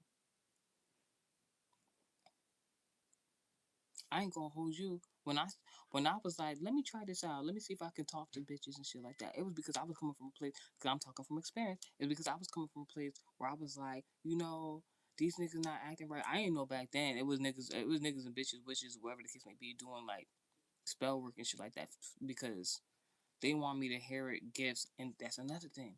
Because when you become homosexual, I'm not saying you can't tap into divination and shit like that, but you're not gonna have the full effect of your gifts.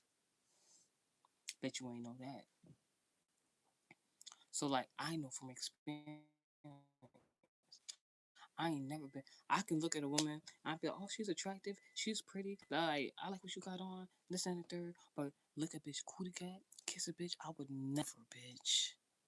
I'm not attracted to bitches in that way, not whatsoever. I can admire a bitch beauty, but I could never look a bitch cootie cat. I would never. So I know from experience. I'm talking from a place from experience where I could say the enemy did try to put me into that direction, and instantaneously I'm like, this is not what the fuck I want. I don't like when I was talking to the like. This is just my perspective because I know there's like in the LGBT community there's different like. Sometimes some women want to feel like the man. Sometimes the women want to be feminine, like feminine and masculine energies. We all have that as men and women.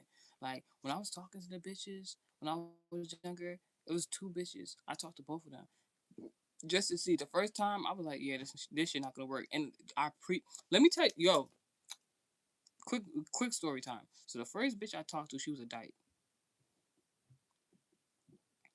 So I was talking to her, and then like one day I was just like, yeah, this shit not gonna work. I said, listen, I'm a child of God, and I feel like this is not gonna work. I don't think this is for me. I'm not gonna take it any further. We was just talking, and she was like, all right. Do you know that same dyke ended up having a child with a man? Then she returned back to be gay. We're gonna get into that conversation. The second woman I talked to, she was more feminine, very pretty for the most part. I don't know about now, but like I tried talking to her, and she was just so emotional and feminine like, and I was like, yo, I can literally see myself. I like because it got to a point because like it gets to a point where you got to figure out within homosexuality what part you're willing to play. Are you going to be the woman or are you going to be the man? I'm not fucking playing.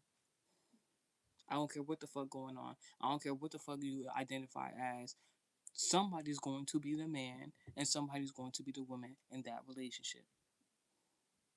When I quickly realized, as feminine as I am, that this bitch wanted to play the bitch and she thought I was going to play the nigga, in my mind, I was like, if this bitch keep getting so emotional with me, I'm going to beat her ass. That's what I was thinking. No pun intended.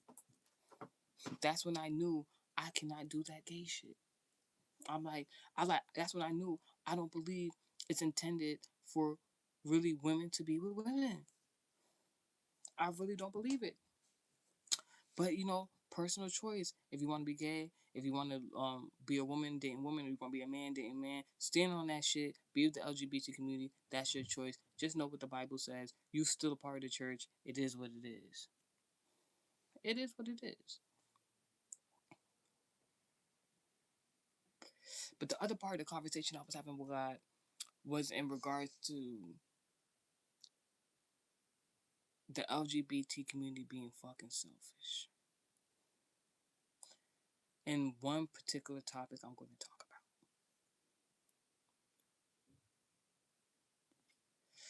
And it might sound fucked up, but it's not.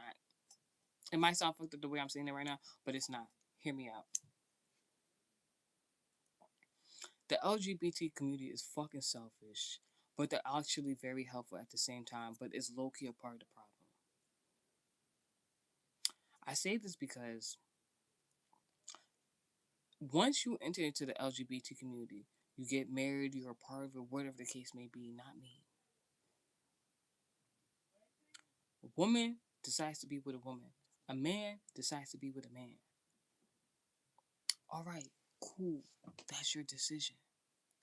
If you want to be a part of the homosexuals, if you want to be a part of the LGBT community, that is your decision and that is fine.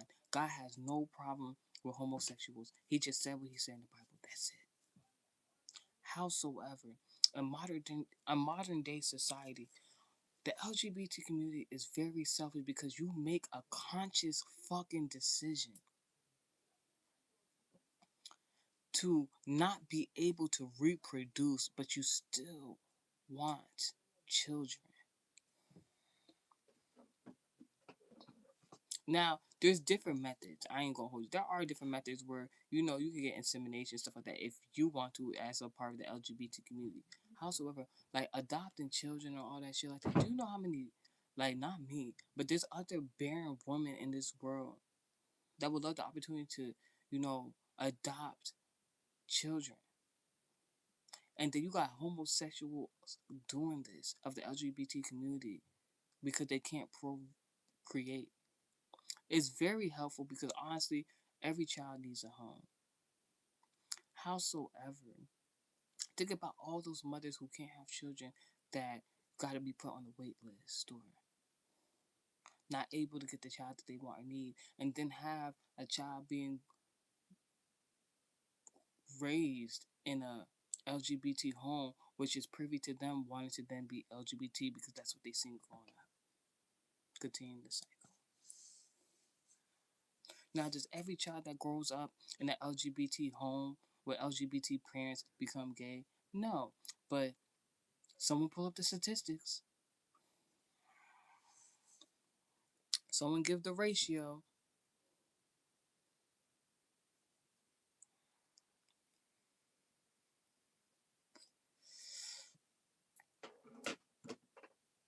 That shit is wild. So that's all the conversation I had with God this morning. Very quickly, I guess I'll get into the channel messages. But first, I'm gonna read what y'all gotta say. What y'all gotta say? Hmm. Colton in the comment section says, "Hey." He was a little confused as to what the conversation was. I explained it. Charlie said, "Hey, don't bite my finger, bitch." Sam Sudden says, "Hi, hi. How are you?"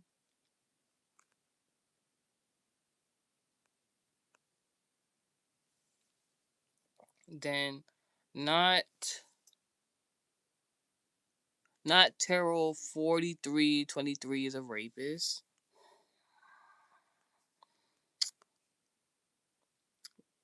Ba in the comment section is sick. Give your last words to them in the comment section if you like. You could have asked a better question than that. You could have asked for a prayer or something. But obviously, you know your demise, so I'm just mind my business. You talking like you don't got no hope. Like what I'm supposed to do with that? I mean, I could pray for you and we can reverse the shit, but like it's really not giving. The person probably not even sick for real, but they probably gonna become sick just because they was trolling in the comment section. You see how God works. So I had two dreams these previous 2 days. I'm gonna talk about it very quickly, or I could talk about something else.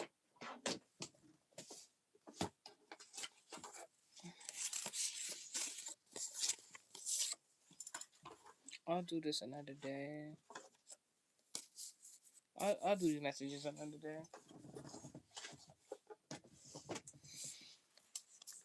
Oh, bitch. Let me tell y'all the dream I had.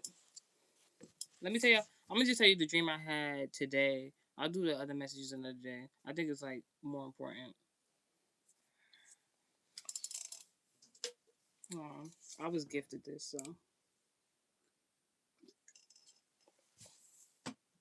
I'm making use of it.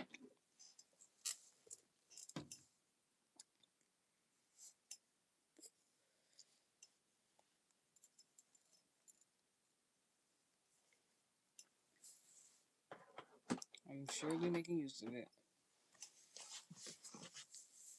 Hi, Eddie, in the comment section. So they was fighting in my dreams. Not my dream. They were fighting in my dream today, and It was so fucking funny after I realized what the fuck was going on. But like during the dream, I was just like, what the fuck is going on? So I'm gonna talk about it just a little bit. Give y'all some channel messages, call it a day. Um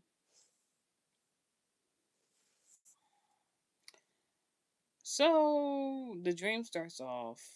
I don't know if it's church, an event, something, a place where a whole bunch of people are seated, right? And in the front row, not like the front row, but like the front row of the section, there's like this ugly, elderly, foreign, grandmama looking, synthetic wig, short pixie cut looking bitch sitting in one of the chairs, and she's wearing like this two-toned purple dress, and it's like very very dark purple, and the other purple in the dress is like almost black colored. And she's sitting next to like, and it's like everybody who was seated one chair over. So like the grandma was sitting on the left side, then there was a chair in between her, then it was a child, then in the back seating there was like two women perceived like sister siblings and stuff like that, and they were seated like behind the child almost, and one seat in between them. So like it was a correlation in regards to the entertainment industry, celebrities, money, and maybe old money, and foreigners. A foreigner, specific Scorpio, very significant. Like a Scorpio and or a foreigner, very significant. Like maybe it's just how they soul look. They just fucking ugly. So they could be melanated. They could not be melanated.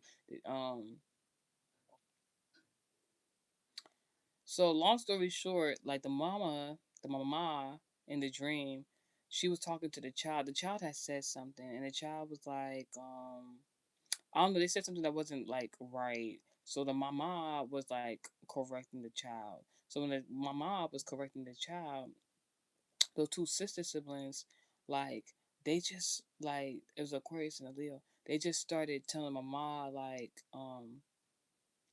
they started going against her parenting. Basically, they was like, "You shouldn't be saying that to her. That your child and they ain't do nothing wrong, and this, that, and the third." And that offended and embarrassed the mama because it's like if you're a parent, you understand like if you parenting, don't let don't correct somebody in front of their child because like that takes away from the respect factor of it all. So it's like don't do that. So like the mamas end up trying to curse out the child, the mother. I mean, excuse me, the child and the two sister siblings.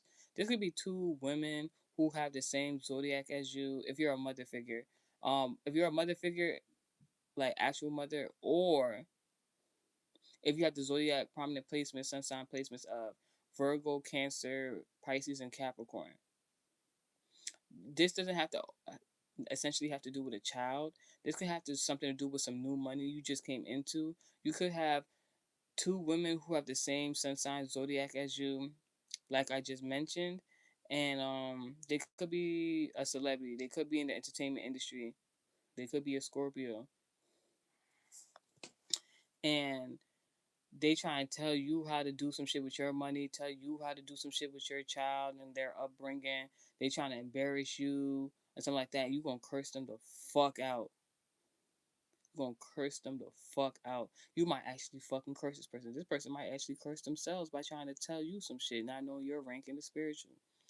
And yeah, confirmation. And so it's like you arguing, like you didn't curse all these people out. You didn't tell all these people about themselves, and you might be telling this person business by accident. Fast forward, that ugly ass old lady or this Scorpio witch bitch, whatever the fuck you want to call it, this bitch who perceives herself as having old money while you came into new money. This bitch think like she tried. Alright, there's a witch bitch or a Scorpio that wanted to project onto you that you argue with your family members, you argue with people in regards to your career field, that you argue with people, so you lose out on finances, so you couldn't receive new money, but you already got it, and they thought that shit was funny, and you gonna curse that. It was so funny because you start cursing that bitch the fuck out. Like whoever this enemy, this op-ed, this Scorpio, this elderly woman, this bitch who perceives herself to have old money while you're coming into new money. It's like it's so funny because in the dream it's perceived as a grandmama, and it could be like a grandmama, elderly figure, something like that. But like this could be like the representation of this person's soul, like in regards to like not being an old soul, but it's like this bitch darn near on her deathbed for trying to fuck with you, for trying to project onto you all this negativity. This person felt as though if you argue with your siblings, if you argue with people in your career field that's supposed to help you, if you argue with people in regards to financial matters, in regards to the entertainment industry and stuff like that, that you was gonna lose out on this money. And they thought that she was so funny till you cursed them the fuck out. They fuck around, lose all that old money. This person fuck around, leave the old money on earth while they fucking go to whatever realm God perceives them as able to go to in the afterlife. Like this bitch almost there. Like this bitch keep fucking with you. Amen. I receive it. This bitch keep fucking with you, keep projecting negativity to you. This bitch gonna die. So you cursed in the dream. You cursed the bitch out because she was projecting some shit onto you. While you cursing the bitch out, the same sister sibling you would argue with, it was a Leo. So somebody in regards to the entertainment industry got your back. I don't know if you're a part of the entertainment industry. I've received the message how I receive it. So like there's somebody in regards to the entertainment industry that you was arguing with, and it's like they woke up from the projection. It's like someone tried to cause chaos, manipulation. They could have tried to do divination so that you argue with certain people in regards to these money making endeavors, and these people could have tried to come against you at one point in time. But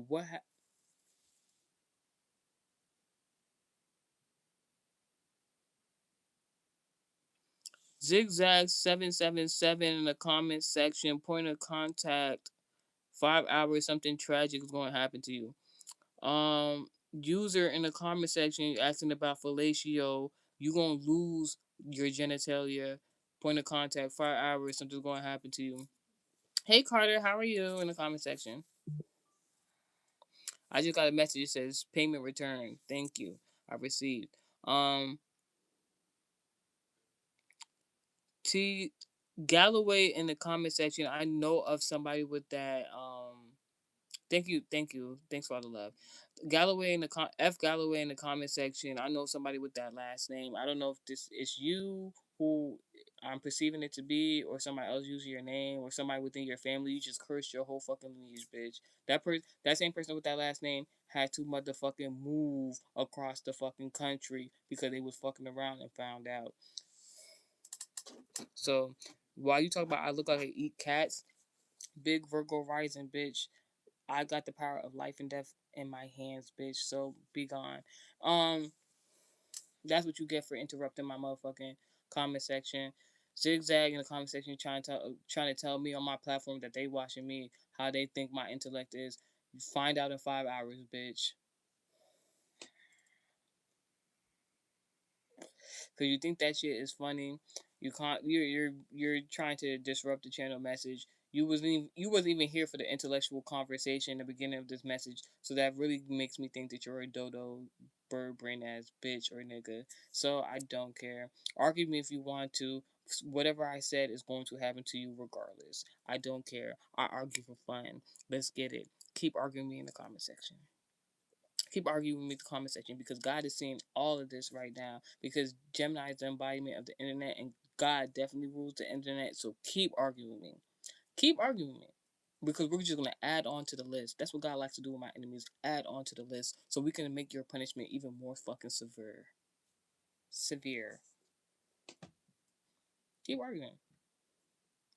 Why you stop typing? Keep arguing.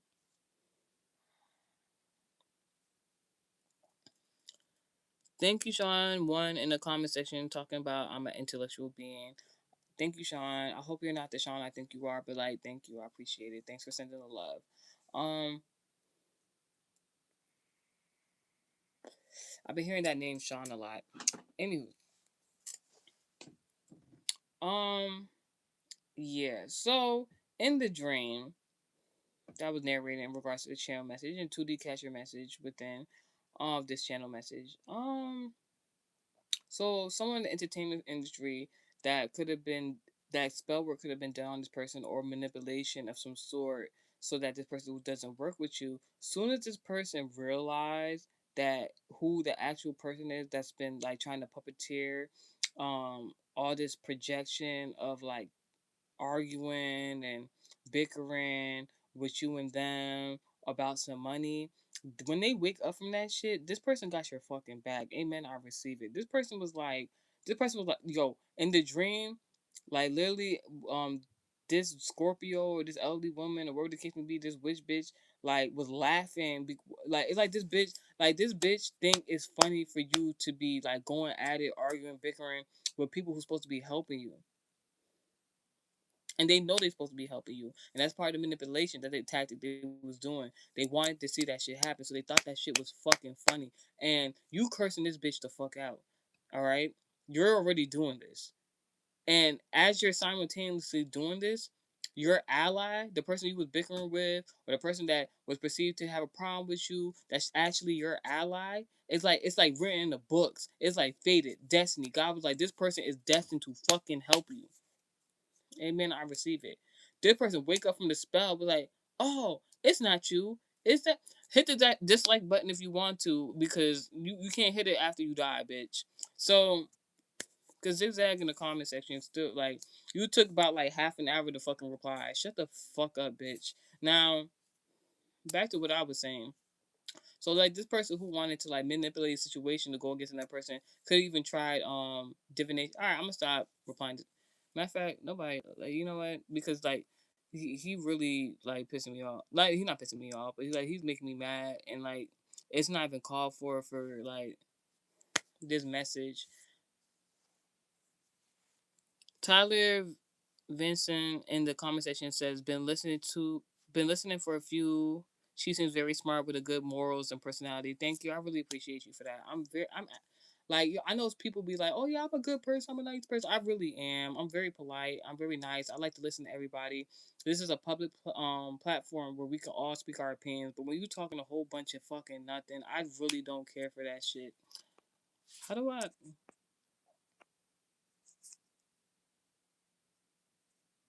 Oh, that's what it is. I had to leave a message. I ain't try to do that. I just blocked that whole nigga entirely because nobody got time for that zigzag shit. This nigga think he jigsaw nigga. You never met me, ho. Like you ain't never meet me, ho. Like as nice as I could be, I'm a tourist. I'm gonna keep reiterating that. Like that other side of Taurus, you don't want to see it. First of all, why are you fucking with somebody who's a Taurus? Sun sign. And like even in the Bible, there's astrology. Taurus is an embodiment of judgment. Like if I judge you, and I don't try to judge people. If I judge you, it is what the fuck it is. Like anywho's.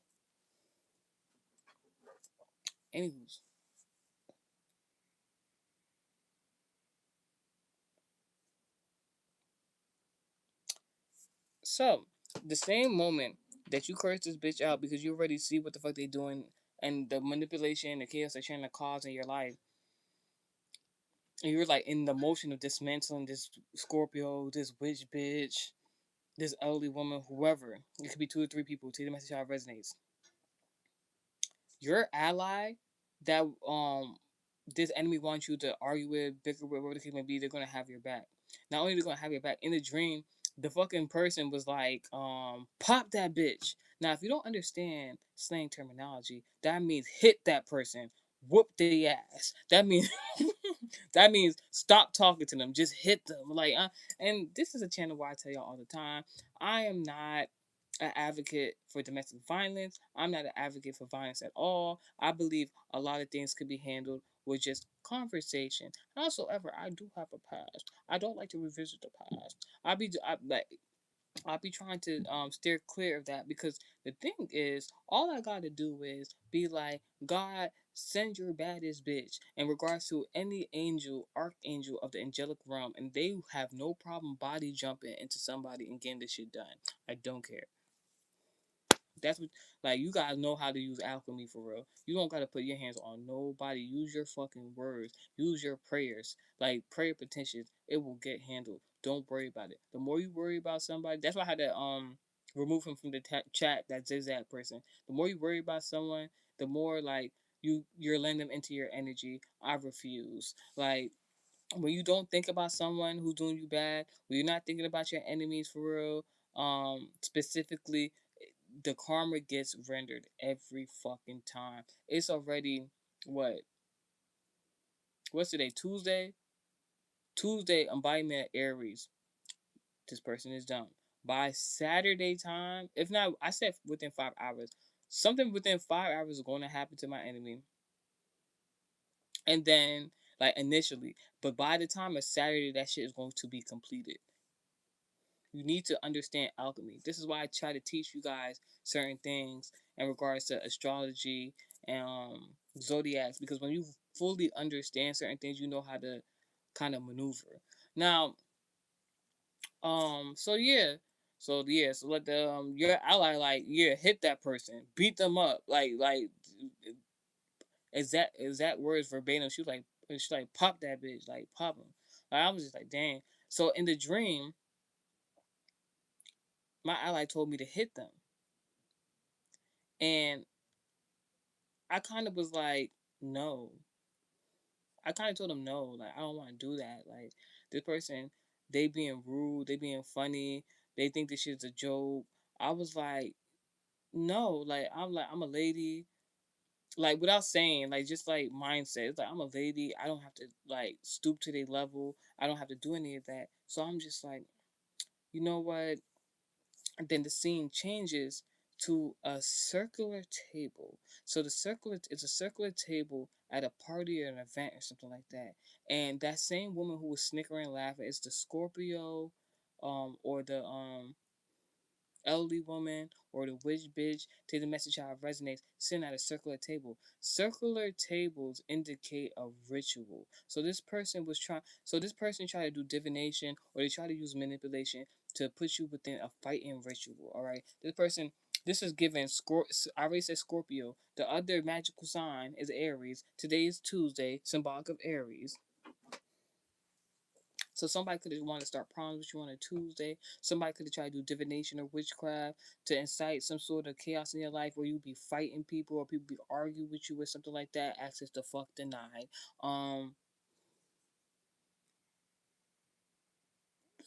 Because like the thing about the enemy is the enemy don't never. This is the thing people don't understand. There's levels to having ops. There are certain ops that will come to the forefront and be like, I don't fucking like you. And then you have personally your own moral compass to be like, do I want to be combative with the person or not? Somebody tell you you're op, why would you hang around them? Why would you be cool with them? Why would you speak to them? Exactly. So it's like you're like usually enemies, especially ones that be trying to do divination because they're cowards, they're weak. And most of the time they can't even do the shit themselves. The thing is, that person fucked up because no one was ever like actual enemies. They don't never want you to know they're your enemy. People who are your enemies consider your enemies visually, and they act like they're your op and stuff like that. They're not your op. They're like almost like competition. They're almost like like being a good sport, and you can learn from competitors. Like in bigger businesses, like I'm gonna use it for example. There might be one business and you have your business and it's similar, but you learning from that business and they're learning from your business, and so y'all can make y'all shit better, and it's like healthy competition. That's the word. Not competition, but healthy competition. That is not an enemy per se. An enemy is somebody who don't want you to know that they're your enemy, and they're doing shit in the background trying to hide this shit. And the thing that happened with this enemy in the dream is they got found the fuck out. They got found the fuck out. They tried to do a fighting ritual on you, not for them to fight you physically, but for other people to bicker and argue with you and all that extra shit. And what the fuck happened? You found out. And when you found out, it made this person the fuck mad.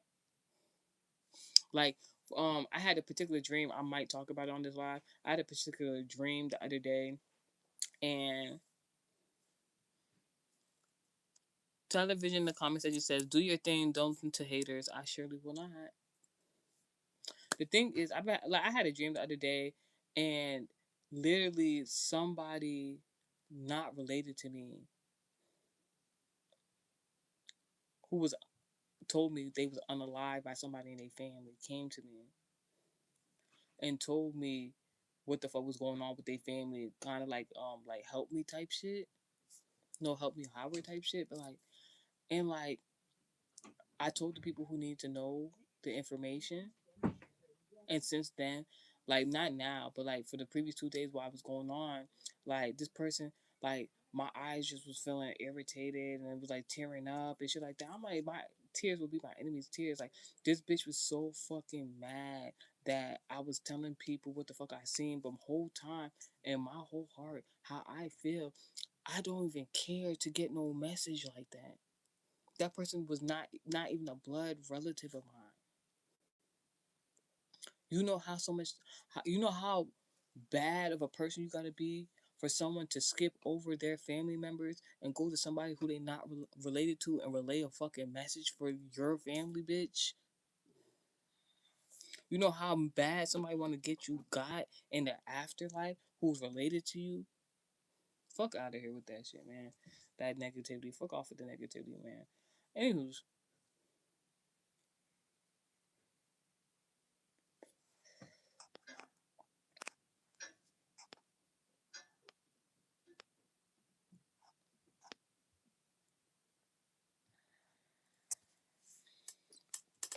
anywho's. Maybe I'll see that message for another day, but I already spoken, so.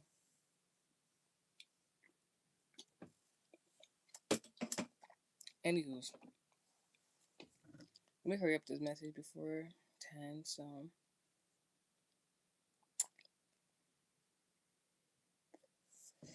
Anywho's.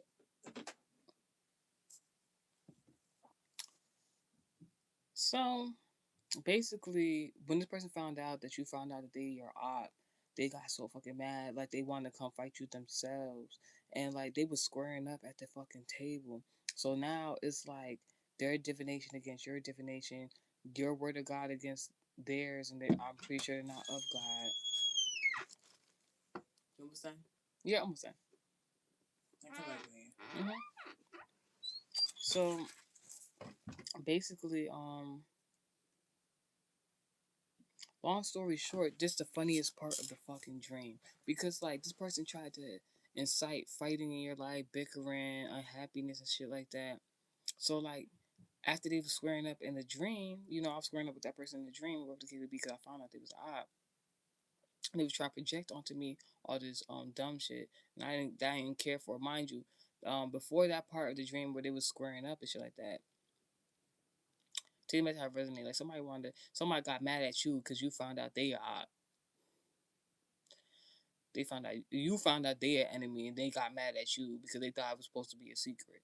Then, like I said before that part of the dream, it was like, no, I don't want to do that. I want to fight them.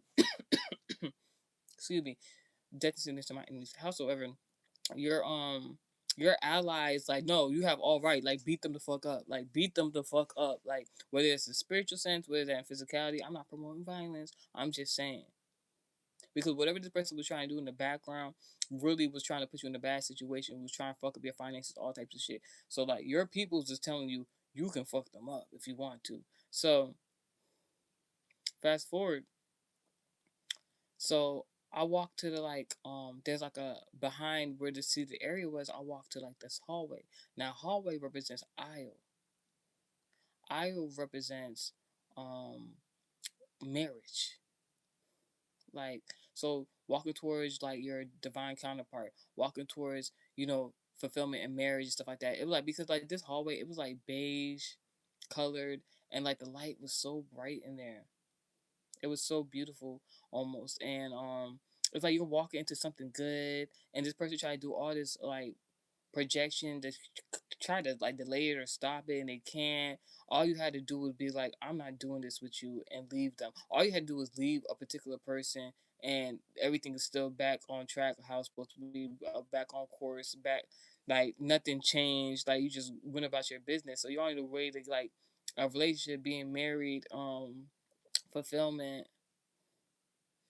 Then this bitch, this Scorpio or this elderly woman or this witch bitch decided because you were leaving, they was gonna leave too, and they wanted to leave the same time you was leaving. And like, bitch, what? So like, it's like they wanted to join you at the. So this person want to be your op. They try to. They want to be an enemy. They thought it was hidden. You found out. Then they wanted to fight you about the shit. They wanted to fight you about your destiny, your calling, what you good things you have coming in regards to what I just mentioned, and they want to join you in the shit too at the same time. They're like, oh, like you don't want to fight me, all right? Then you walk into happiness. I'm gonna walk into happiness with you at the same time. No, that's not how it works. So like, and the thing is, this is the most funniest part. So like, I'm walking in the hallway, walking in the hot aisle, and this bitch come to the aisle, and it's like I ain't even give a fuck. It was like it's one of them scenarios where this person wanted to do so much fuck shit in the background, so much bullshit in the background, caused so many problems for you in the background. Thought it was hidden. You find out about it. You like, you know what? I let it go. I got a lot of good things happening for me. I'm gonna move forward. This person was like, you want to fight me? Alright, I'm gonna move forward too.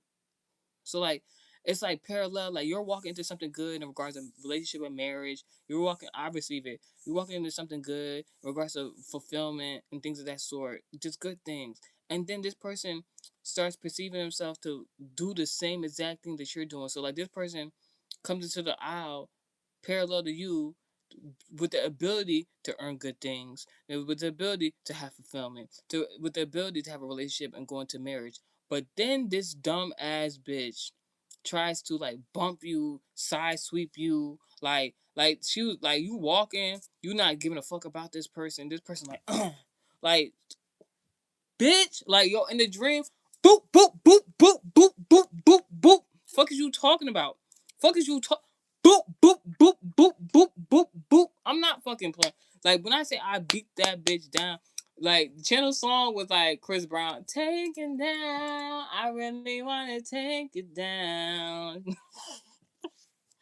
So like it's like God had no, even though this bitch did all this shit in the background, God was still going to allow this bitch to walk into fulfillment as long as she left you the fuck alone. She could have got the same shit or similar to what you was going to have and what you're walking into. Amen. I receive it. But when this bitch tried to do something against you in the moment of you gaining what you're gaining, God was like, oh fuck no, beat this bitch ass. Like beat her the fuck up, no pun intended. God was like, you have all right. Did when I say you want to take somebody down, I don't know if this is in regards to somebody's business. You gonna take down. You gonna take their marriage rights away. You gonna take their motherfucking relationship rights away. You gonna take their motherfucking business rights away. When I say God is not playing with this person, it's like the Holy Spirit jumped into your body. It's like the like our archangel or something jumped into your body and beat this bitch the fuck up. How quickly this bitch got onto the fucking floor, yo, like was just beating her. I'm pretty sure it was stomping her too. Like that shit was wild. That shit was wild. So I'm just like, dang. And mind you, I'm a very peaceful person, and peacefulness is attracted to me. But in that moment, it was just like you doing too much, bitch. Like God even like you doing too much to that hoe. So like uh it's, it's a if you have bar mustache in the comment section is saying if you had the Holy Spirit, you would change your language. He doesn't like vile talk. Well, bar massage, you don't have the same relationship I have with God. So I'll take that into consideration and not actually give a fuck. I'm not even trying to be funny. Like bar mustache, I'm not even trying to be funny. I'm so serious. Does like God doesn't like vile language, but also remind you Do you remember the type of people Jesus was running with? Do you remember the type of people that used to follow Jesus in the pack? I'm not just talking about the disciples. Humble yourself. I could this is my platform. I could talk however I want to talk. My relationship with God, I could talk to God however I want to talk to Him. We have an understanding. You need to stop being so judgmental on other people's shit. If you have a problem with how I'm speaking, if you want to correlate shit to the Bible, do that shit on your own shit. This the thing with y'all. Y'all always got some. It's not everybody, but sometimes y'all got all this shit to fucking say about people and Christianity and shit like that, and y'all be the main one doing fuck shit in the background. Fuck on my face with that negativity. Stop telling Christians and people who worship God how they should and shouldn't worship God. Y'all is a part of the problem. Just be happy that people are giving the message via God. Like, you don't have to listen to it. You just want to seem important to God. And I don't know how you being an anonymous motherfucking stranger is going to sway my opinion about my relationship with God. It's not. No pun intended. Like, what? If I want to curse, I can curse. What the fuck is you talking about? This is not 2,000 years ago. This is motherfucker 2026. Yes. uh, like, like, go ahead with that shit. Now we're and you just listen to everything I just said. That's why you probably either about to type. You said which god? Do it look like I'm Hindu? Stop fucking playing with me. There's only one and only God, bitch. Uh, Abba first or whatever the fuck your name is with no motherfucking profile picture. Like I'm telling you, I'm not coming to play with y'all. You should turn on my gifts. Oh, it's always on, bitch. And if I like you, the way I say bitch will determine if I fuck with you or not. I'm like, yeah, bitch. Like we cool. I'm like, bitch. Like I don't fuck with you. Like just know that. But we can always turn it around. This is conversational. Anyway, so like the next part of the dream, mind you, the whole part of the dream was like a Scorpio witch bitch, an elderly woman was projecting onto you. Um, either or of the three. Um, like for you to be bickering or arguing with people and this and that. It's Tuesday, Aries and body me. I understand people's arguing in the comment section, trying to start with me. It don't phase me. It's just I'm not these other readers. I'm not even, excuse me, I'm not even a tarot reader. I'm like, I will argue with y'all. I don't care. I argue for fun. I'm a Taurus with some pretty strong placements. You don't want this. Like, you want that? Just let me know. But like, yeah, so anywho, so I understand the energy that's going on. So fast forward, the second part of the dream, all that projection, you finding out who the enemy is, they getting mad because you found out that they are odd. Then we get to the nitty gritty of it all. We find out who the real source of the problem is. It's obviously that Scorpio, that witch bitch, or that elderly woman, right? But the tables motherfucking turn, bitch. The table motherfucking turn because not only did you beat that bitch ass, mentally, physically, or spiritually, right? Dang, dang. The second part of the dream, I see somebody from my church. Now, this is a woman at my church. Her nickname is Success, right? She has a very attractive, pretty sibling. Now, why I say she's pretty, this has nothing to do with her color complexion, but I'm just gonna mention the woman whose name's Success, the nickname at my church, she's melanated. Her sister sibling is fair skin, light skin complexion. I see her in a dream. Mind you, I rarely have any conversations with her. So the fact I seen her in the dream, I'm just like, yo, I already know like service about to be lit. But like, anyway, I see her in the dream. So like, sister success. Something about your sister success, or how somebody who has the same zodiac sign as you, top three placements, sun, moon, rising, same zodiac sign as you, like how they viewing your success, stuff like that. that. You might have like a sister sibling or some. Yeah, praise Jesus. Samantha in the comment section, you talking about this is unholy. Why are you watching me then? You know it's holy. Why are you watching me then? You just want something to say. I put first in the comment section, Corinthians 6:3. There's a man that was nicknamed Corinthians based on Corinthian, and that nigga went to jail for terroristic threats. So thank you, Samantha. Only God can judge us, and that's so true. So please don't get in the comment section, Samantha, and tell somebody that this is unholy. Samantha, also don't get on the comment section and tell people to turn away from tarot cards.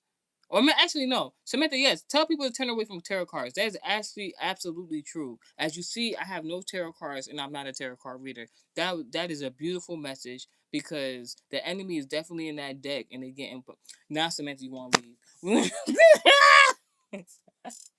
You see how like people just be want to insert their shit, like, but not start their own shit. Like people always got something to say, but never stand on their own business though. Funny as fuck. Funny as fuck. Funny as fuck. What happened, Abba? You don't know. You don't know the scripture you just asked. Like everybody read. Can you paraphrase? Paraphrase for everybody in the chat for First Corinthians 6:3, please. It's all right, Samantha. I ain't mad at you. I appreciate your apology, and I apologize if I came off a certain type of way. I'm actually a very nice and polite person, but I don't be playing with nobody in this comment section. I just tell you that for now. Oh man. But God does use me. God speaks to people in different ways, and what I'm learning, especially in regards to this community, is that like whether you're preaching about God in one way or the other, there's always going to be this demographic of people who always want to come in the comment section and be rude or whatever the case may be. And then as soon as you start, in my personal experience, as soon as you start cursing them people out, they start getting nice. They start getting nice. They start want to have conversations, and then it starts. Divine intervention starts happening. So God uses people in different ways. Abba in the comment section does not know the passage that she wrote in the comment section or he wrote in the comment section in regards to First Corinthians 6 verse 3. This person is just writing scripture up here and said that they don't know shit. Let that. That's why you don't got your own channel, bitch.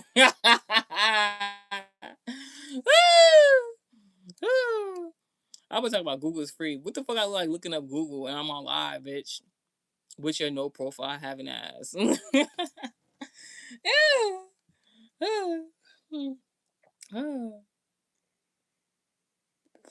I'll be the type to be like, your skirt is too short, bitch.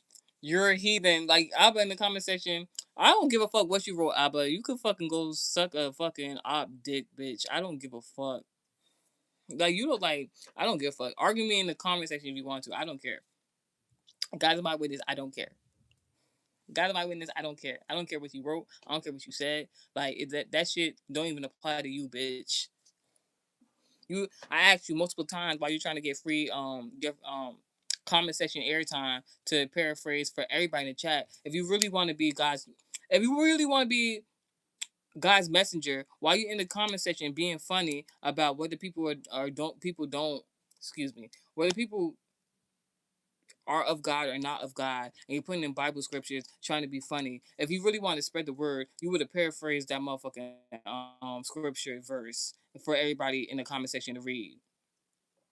Instead, I know you're trolling. I know you're hurt. I know you're mad on the inside. I know you're disgusted with yourself. I don't give a fuck. That shit don't got nothing to do with me. Hey, Perry in the comment section, how are you? I'm not reading that shit. I bet. Like, you, like, fuck off. Comment again. I'm gonna fucking block you. Anywho's, I don't give a fuck about none of that. I'm not trying to be no internet thug, none of that shit. But, like, some of y'all be on the internet just trolling in the comment section, and y'all gonna get dealt with in real life. In real life. But knowing Abba, he or she got so much to say. They probably fucking around, come back to this chat again and again and again and again and again and again and again and again. Because while you talking all that talk in the comment section, God probably been told your ass to start your own channel, but instead you're on my shit, trying to preach the word of God and looking like a freaking fool. Abba. first.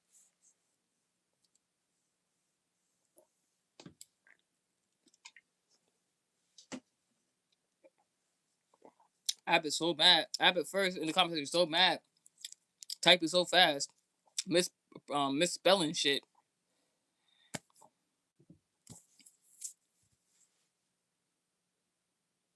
What is that? Oh yeah, it is about to be there's a lot of Christian holidays coming up right now.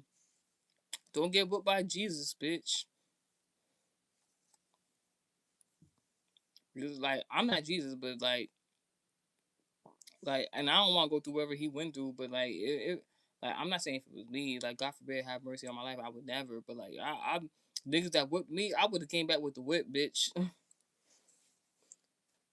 Niggas like y'all keep talking about Jesus, and Jesus is literally on a motherfucking vacation for eternal life. Like real talk, it's in the Bible. That nigga said, "Don't call on me for shit." But he's a good example in regards to teaching, to follow and revise. That's my personal opinion. I always calling on Jesus' name where y'all get riled up. I don't even do that. I'm just talking. Like on my platform, I'm just like thank you YouTube, but like I'm just talking on this platform, and like you get all riled up in the comment section. And y'all calling Jesus' name. Like what Jesus got to do with this?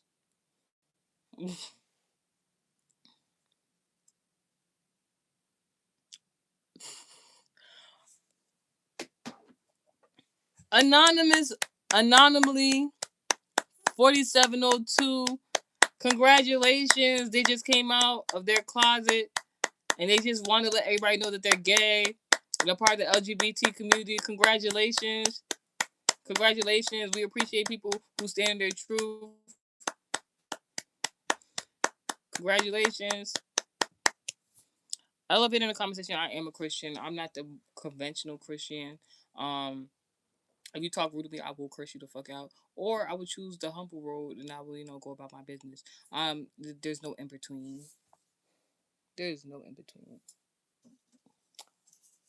Sometimes I'm gonna just reiterate. God chooses certain type of people to be their messengers. Some people not gonna like the message. Some people are gonna like the message. So y'all keep bringing up Jesus in the comment section. I'm not Jesus. I'm not trying to live like Jesus. But like people ain't like Jesus back then either. I'm just saying. Sometimes God will use certain people unsuspecting to get the message across. And no pun intended. And it is what it is.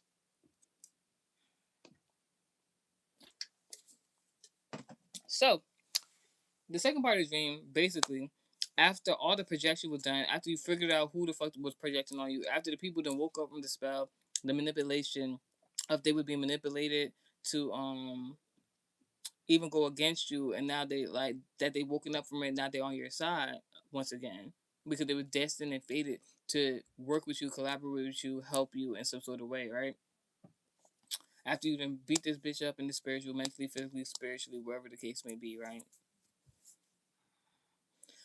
The dream shifts. Now, it's something about somebody you fuck with in regards to like it could be a sister in law, it could be somebody who had the same zodiac as you and your moon sun and their moon sun and rising. It could be your ally, etc., etc., etc., right? Um the person like whatever is going on in regards to like your enemy wanting to cause this chaos, the manipulation, make you fight and bicker with other people, once it's been put to the forefront, once you are enlightened, because that's the thing about the enemy, they never want you to know what they're doing, because once you figure out what they're doing against you, then the plan never prevails. When you don't know, that's when that shit keep going. All right. So once you figure it out, then your allies figure it out. And once your allies figure it out, now looking for revenge. Like, can you imagine somebody indirectly recruiting you to be a vessel of the enemy? You wondering why certain shit not going right in your life. You wondering why certain things are happening in your life because somebody done recruit you to be a vessel of the enemy. God forbid, have mercy. So like them people, your allies, they is mad at your op. You think you was mad at your op? You think you beat your op ass? Your allies, they like, round two. Next one. Let's get it. That's how That's how your allies is coming. They be like, nah, I got this. What book you reading? You gonna read two? Why don't you use the Goldilocks? Hold on. Open up the book first.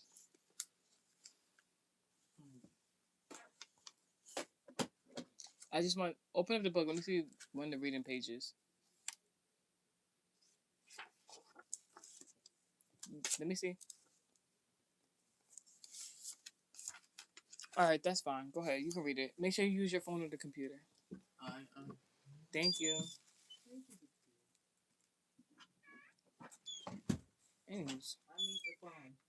you gonna use the phone? Yeah. All right.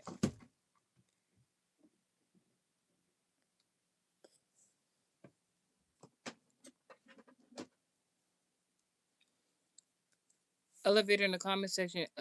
This elevator has guider in the comment section. God is our rewarder of those who diligently seek Him, and that is very true.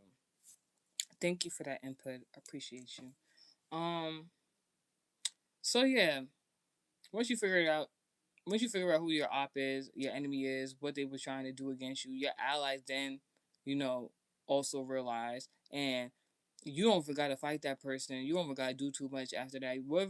Whatever you rebuked, unbonded, like it's already done. Now your allies who were victim to the manipulation now want revenge. Now they want to get that person got.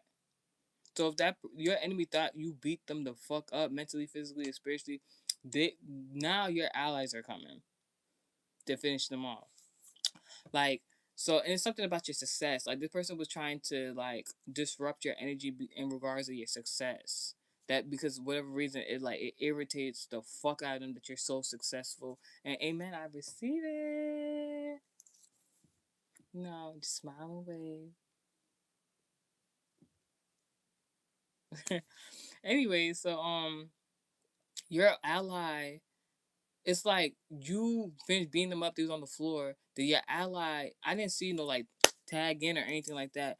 But like your ally, it's like you swap, and it's your ally now, and it could be you could be cool with somebody. They got a sister, or or it could be a sister-in-law, or it could be someone who had the same prominent sign as you, Sun Moon Rising. It could like somebody from church even. They see somebody did something wrong to you. They like I got this. I'm like they might not even ask you. They might not even tell you. They gonna handle some shit for you. It's so funny because I was like, there's this South African woman. I think she go by Thanos and shit like that. And her content, when it comes on my For You page, it's always so funny because like I'm never mad at her behavior. I'm literally never mad at her behavior for the most part because like it's so valid to like in my own personal bias because like she be minding her own business or she be advocating for her friends and like she be standing on business. She will never waver on how she feels. She will. Thank you, Yam. Thank you, Yam. Hey, and thank you for saying you like my makeup. I appreciate it. One of my supporters and followers told me to do my makeup like this, so I appreciate you. So yeah, that Thanos lady, like she is giving that. If you know who I'm talking about, if you know, you know. I think she's from the UK or something. Um, Anywho's, so your ally gonna like finish the job for you, gonna beat that bitch up also. Now the dream then shifts again because like it's like the your op your enemy was trying to play telephone. This like an op your enemy would be like, oh your ally said this shit about you. Your ally did this shit against you. Your ally did just lying, a liar, and like. When by the time your ally figure it out, they're going to want to beat their ass. No pun intended. Like your amen, I receive it. My ally is going to want to beat my enemy's ass. Like honestly, no pun intended. Now, so my day's been pretty good to be honest. I had some good food. I did some cooking. Hmm. Thanks for asking me, Yams. Um. I did my makeup, so it's always a good day when I do my makeup. The day can get better. I need some fellatio. We'll see when that happens. Anywho's, um, yeah. So I need some good fellatio. Let me revise that. Some real good fellatio. That would just make this day. You know. So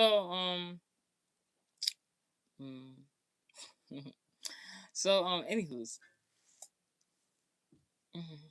the funny thing, I probably take out my makeup before that even happens. Anyways, my nail just popped off, bitch. It's alright. Put it with the other collection.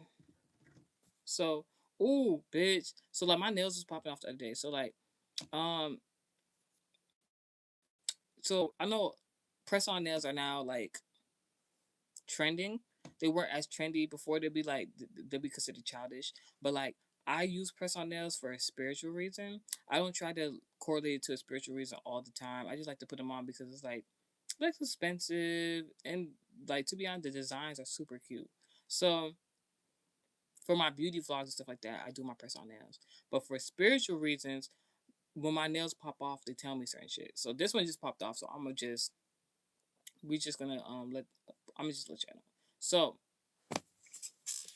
in my culture in Africa, your right hand is very prominent.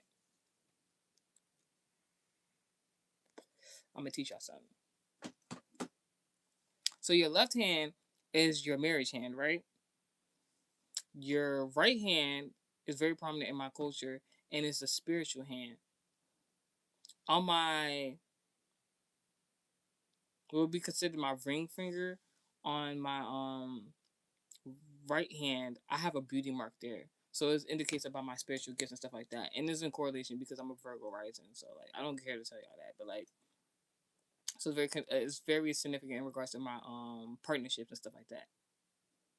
So with before this nail popped off, let me tell y'all. So the other day my nail popped off, right? But my nail popped off after God gave me a certain message about an op, an enemy, abuser previously, right? Because this person was mad, was trying to interfere in my romantic life, and it's just like, bitch, boohoo, do something new, like have a new topic or something. So before this nail popped off, it would make three nails on my ring hand, right? So it was my pinky missing and my thumb missing. I'm about to teach y'all something. So pinky in Chinese culture is like fuck you. So like when my pinky nail comes off, that means like fuck off. And then the thumb is in correlation with the equilibrium in regards to like creating things. So like I knew based on my ring finger when the pinky and the thumb were taken out with the press on nails, when the press on nails was taken out, it means somebody didn't want me to create, somebody wanted me to leave my relationship because they didn't want me to create a another level towards my relationship. So I was just like, this person like is a loser, basically.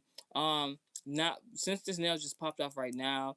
This is telling like while I'm in a chat right now, it could be in the chat, it could be anywhere in the world, whomever the op and enemy is, somebody's trying to accuse me of something right now.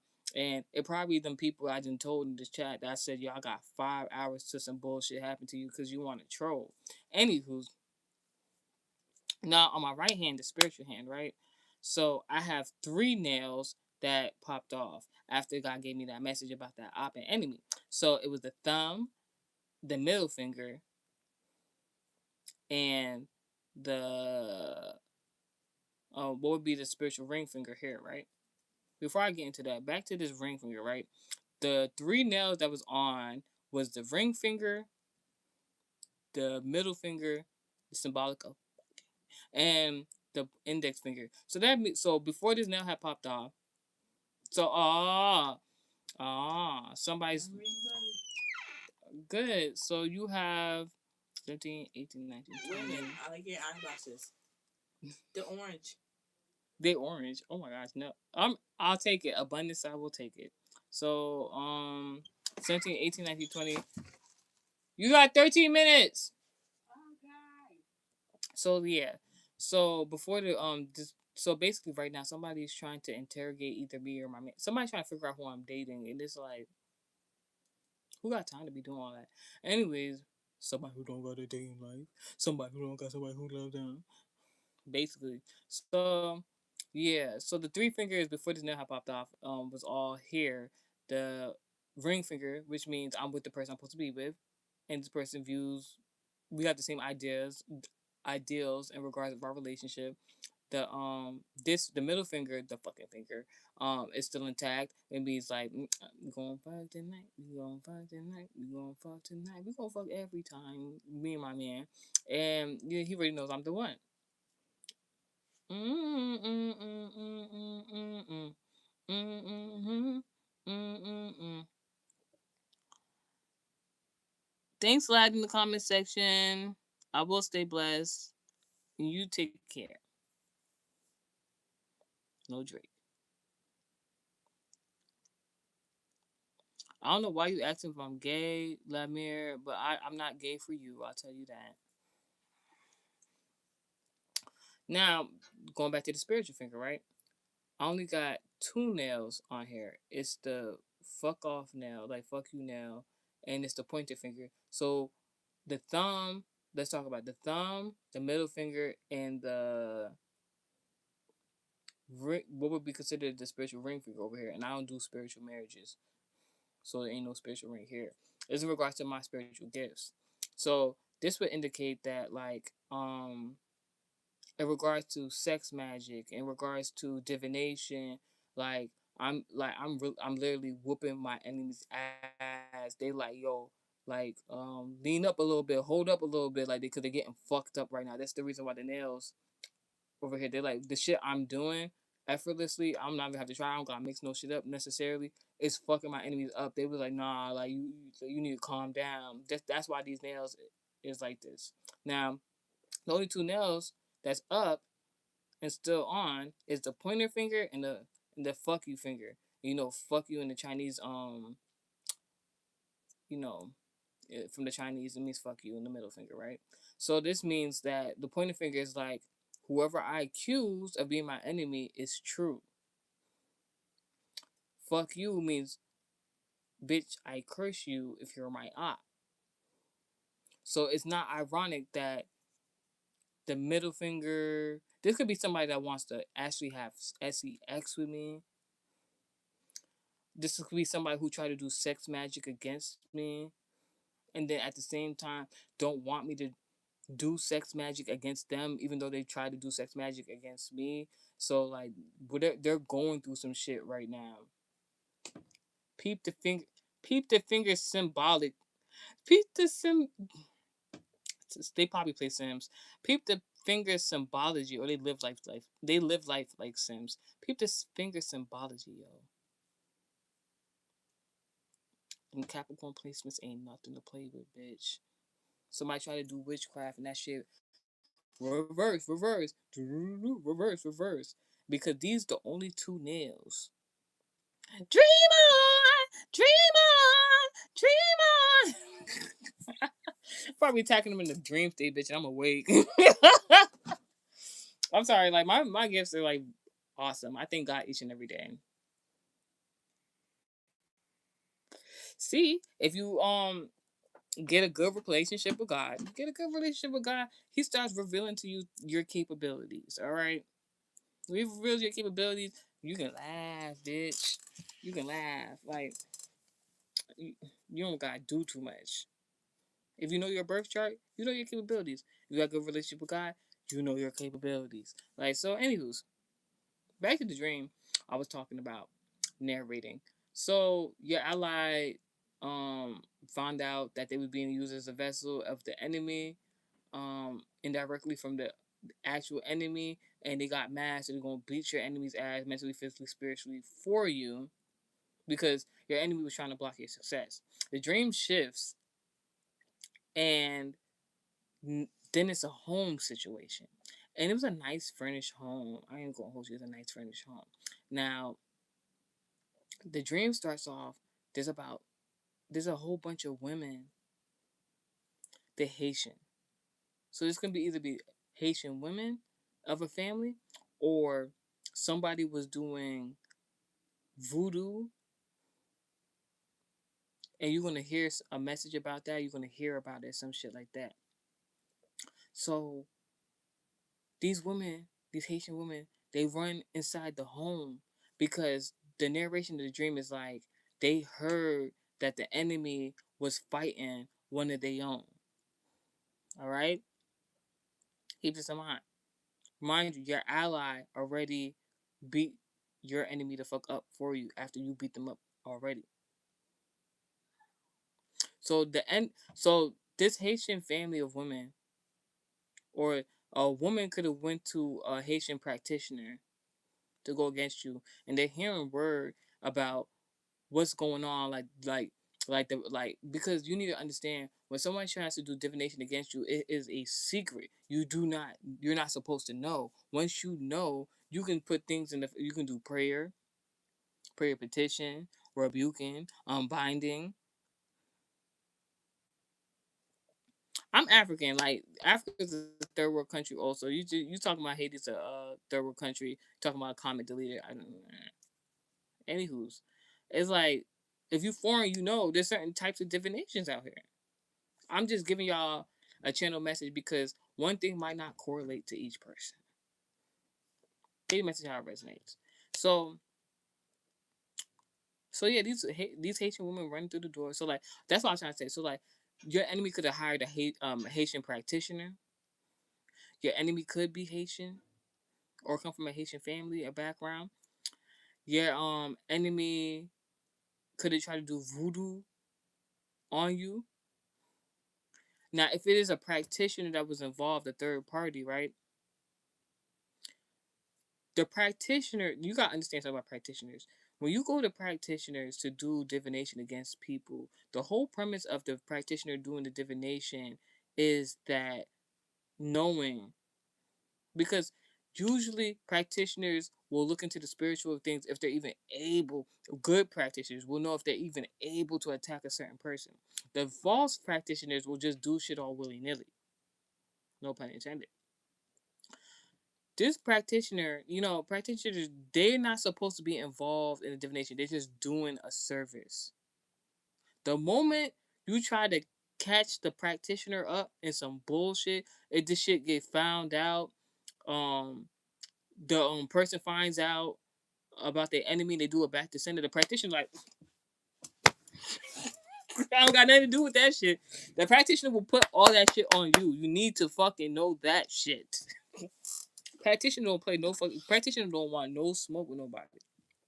Practitioners don't want no smoke. You need to understand that practitioners don't want no smoke with nobody because that goes against their business etiquette. It's like, why the fuck would you pay me for a service, not do what you, because the practitioner is gonna look at it from a standpoint like you didn't do what the fuck you were supposed to do. You didn't follow the instructions I gave you. That's why that shit fucked up. I'm not helping you. Like, and without even saying that. So if you ever want to know why people, when people do divination against other people and it don't work out and their life start going bad, it's because not only is a bad descendant going back to the person who went to go purchase the divination to go against you as an enemy, the practitioner also puts their bad karma for helping them back onto the person who went to the practitioner. You need to know that. Practitioner not playing with you. Take bad karma for who? A client? Fuck no.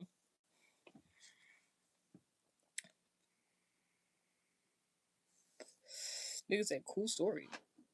Anyways, Anywho, so like the Haitian woman run into the home, very nice home. There's living room section. So there's something that's going on right now. Living room is significant of what's going on right now. Virgo embodiment. You know why I did that. Now, so there's like a bedroom in the on the further part of the house near the living room, down to like a hallway or something like that. So the women run and they go open the bedroom or like that because they heard about this fight.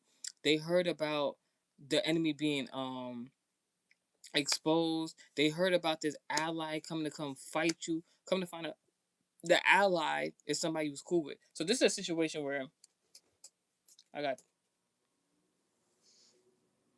This is a situation where you had an ally that was supposed to help you, right?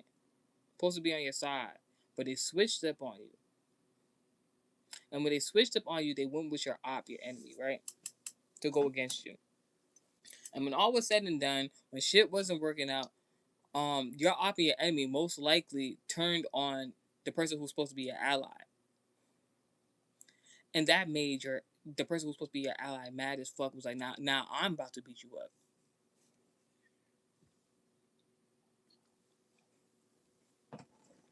If somebody turned against you for your enemy, shit.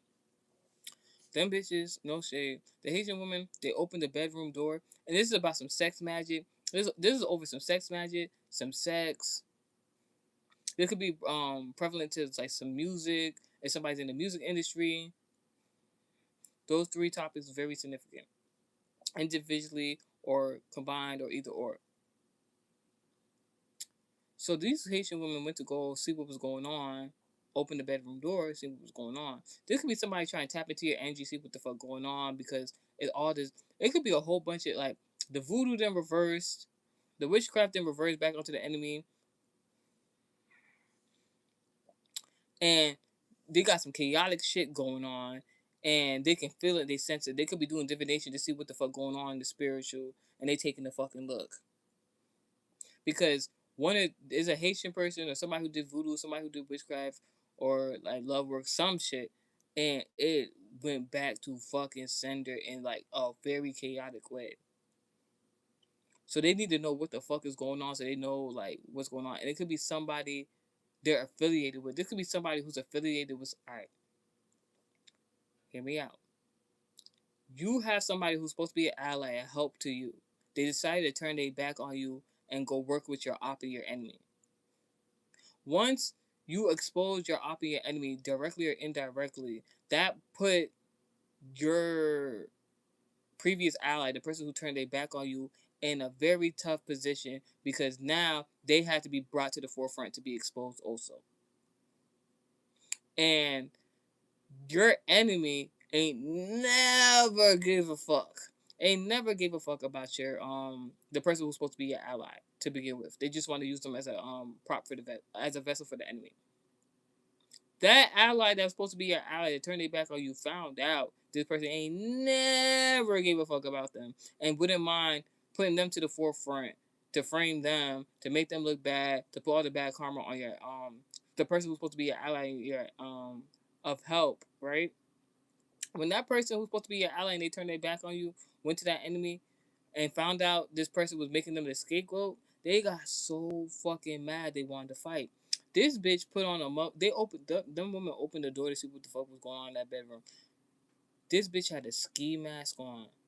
The person who's supposed to be your ally, supposed to be helping you, and they turned their back on you, they had a ski mask on and they wanted to fight the Scorpio or the witch or the elderly woman I'm speaking about, right? Either or all together. Take the message how it resonates. That bitch had an all black ski mask on. Something about Suki Hana from Baddies, very significant. So neither here or there.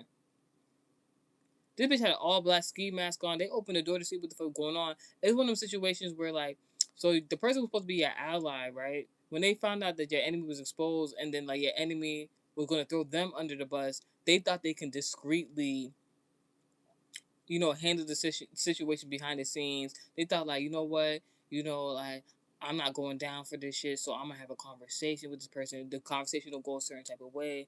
Then like we just gonna have to fight it out mentally, physically, or spiritually. Um, this is what the person who's supposed to be an ally is going through. Like they thought, nobody was gonna know what was going on. They had any affiliation with it. Then when shit started hitting the surface, they like panicked and they was like, oh my gosh, like this bitch about to make me the scapegoat. I'm about to, I'm about to get rid of her. I'm about to I'm about to do her in. I'm about to make sure, the ally, the person who's supposed to be an ally, like they try and turn on the enemy now, but it was too late for that shit, because these bitches opened the door and this person was supposed to be an ally and they turned their back on you, had a ski mask on, and she was just like she was just doing the most. She was just like she's like, yeah, get like that, it get like that. Yeah, give me that. Give me all that. Give me all that. Comments deleted. Give me all that. Delete that from you. Give me all that. I take all different kinds of payments. So this nigga Andre in comment section talk about hoodoo. What the y'all was funny. Anywho's, hope you melanated. Anyways, they opened the door up. This woman with the ski mask that was supposed to be your ally. It was a like these were two elderly foreign women. The one was the Scorpio or the elderly woman or the witch bitch. She's melanated, ugly as fuck, stale ass synthetic wig, pixie cut. The other woman who's in a ski mask because the scenario switched. It changed. No pun intended. All right, go ahead, do your thing.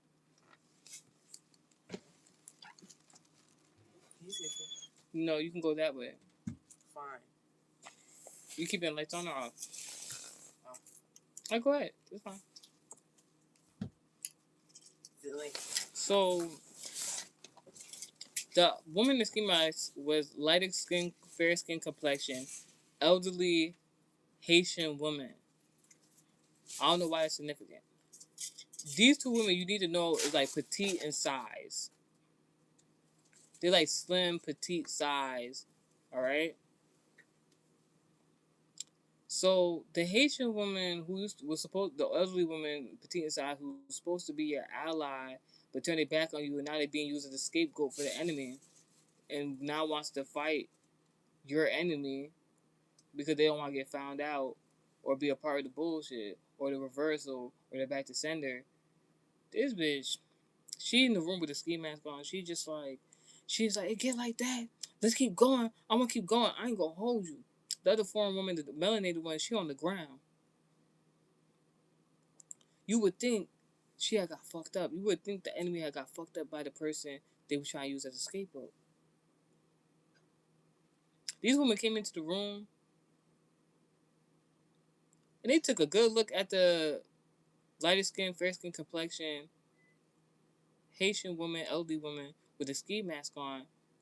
They're like, bitch, no. They said stop fighting. They was like, stop fighting, please. They were pleading with her like, stop fighting. Because that they was pleading with this elderly Haitian, light skinned, petite woman with a ski mask on. They were pleading with her to stop fighting. You would have thought this bitch wanted to fight because the other melanated woman was on the floor. Like, they didn't tore that bedroom up. Like, fighting and shit like that. This was, the other, they both elderly. So I guess like it's two elderly women, one melanated foreigner woman, and then one Haitian light skinned woman. They're both petite, elderly women. They're fighting with divination, sex magic. You would have thought that lighter skin complexion Haitian woman, elderly woman would have won the fight because that other woman was on the floor. These women came in the room, took a look at what was going on, looked at that woman's face with the ski mask on. They said, "No, please stop fighting, please stop fighting." And mind you, that's they people. That's they people. They're like, please stop fighting, please stop fighting. She's like, no, it get like that. I want to keep going again. I want to keep going again. That's what the Haitian woman was saying. This bitch on her, from point of view of her left eye, which would be her right eye, had a black fucking eye, bitch. Had a black fucking eye. Talk about she want to keep going. She want to keep going. The woman on the floor, she on the floor, but like she ain't fucked up or nothing like that. She just on the floor, like catching a breather and everything like that. Like I guess she didn't end up on the floor. This woman pacing back and forth. This Haitian woman pacing back and forth. Talking about she get like that. So she mentioned two places. She's mentioned like she's from Fort Lauderdale, and then something about Canada. And them and her family who came into that room was like, bitch, hello, Riot, in the comment section. This Haitian woman, this Haitian elderly woman, light skin complexion woman, family came in that room like, bitch, you got a black eye on your right eye. Stop fighting. Like they were like, bitch, she beat you the fuck up. And and you would think she didn't because that like the other woman, the foreign woman, was on the floor. Um, and that was the dream. So I hope you learned something for this. Um, the enemy never prevails, and that's the message.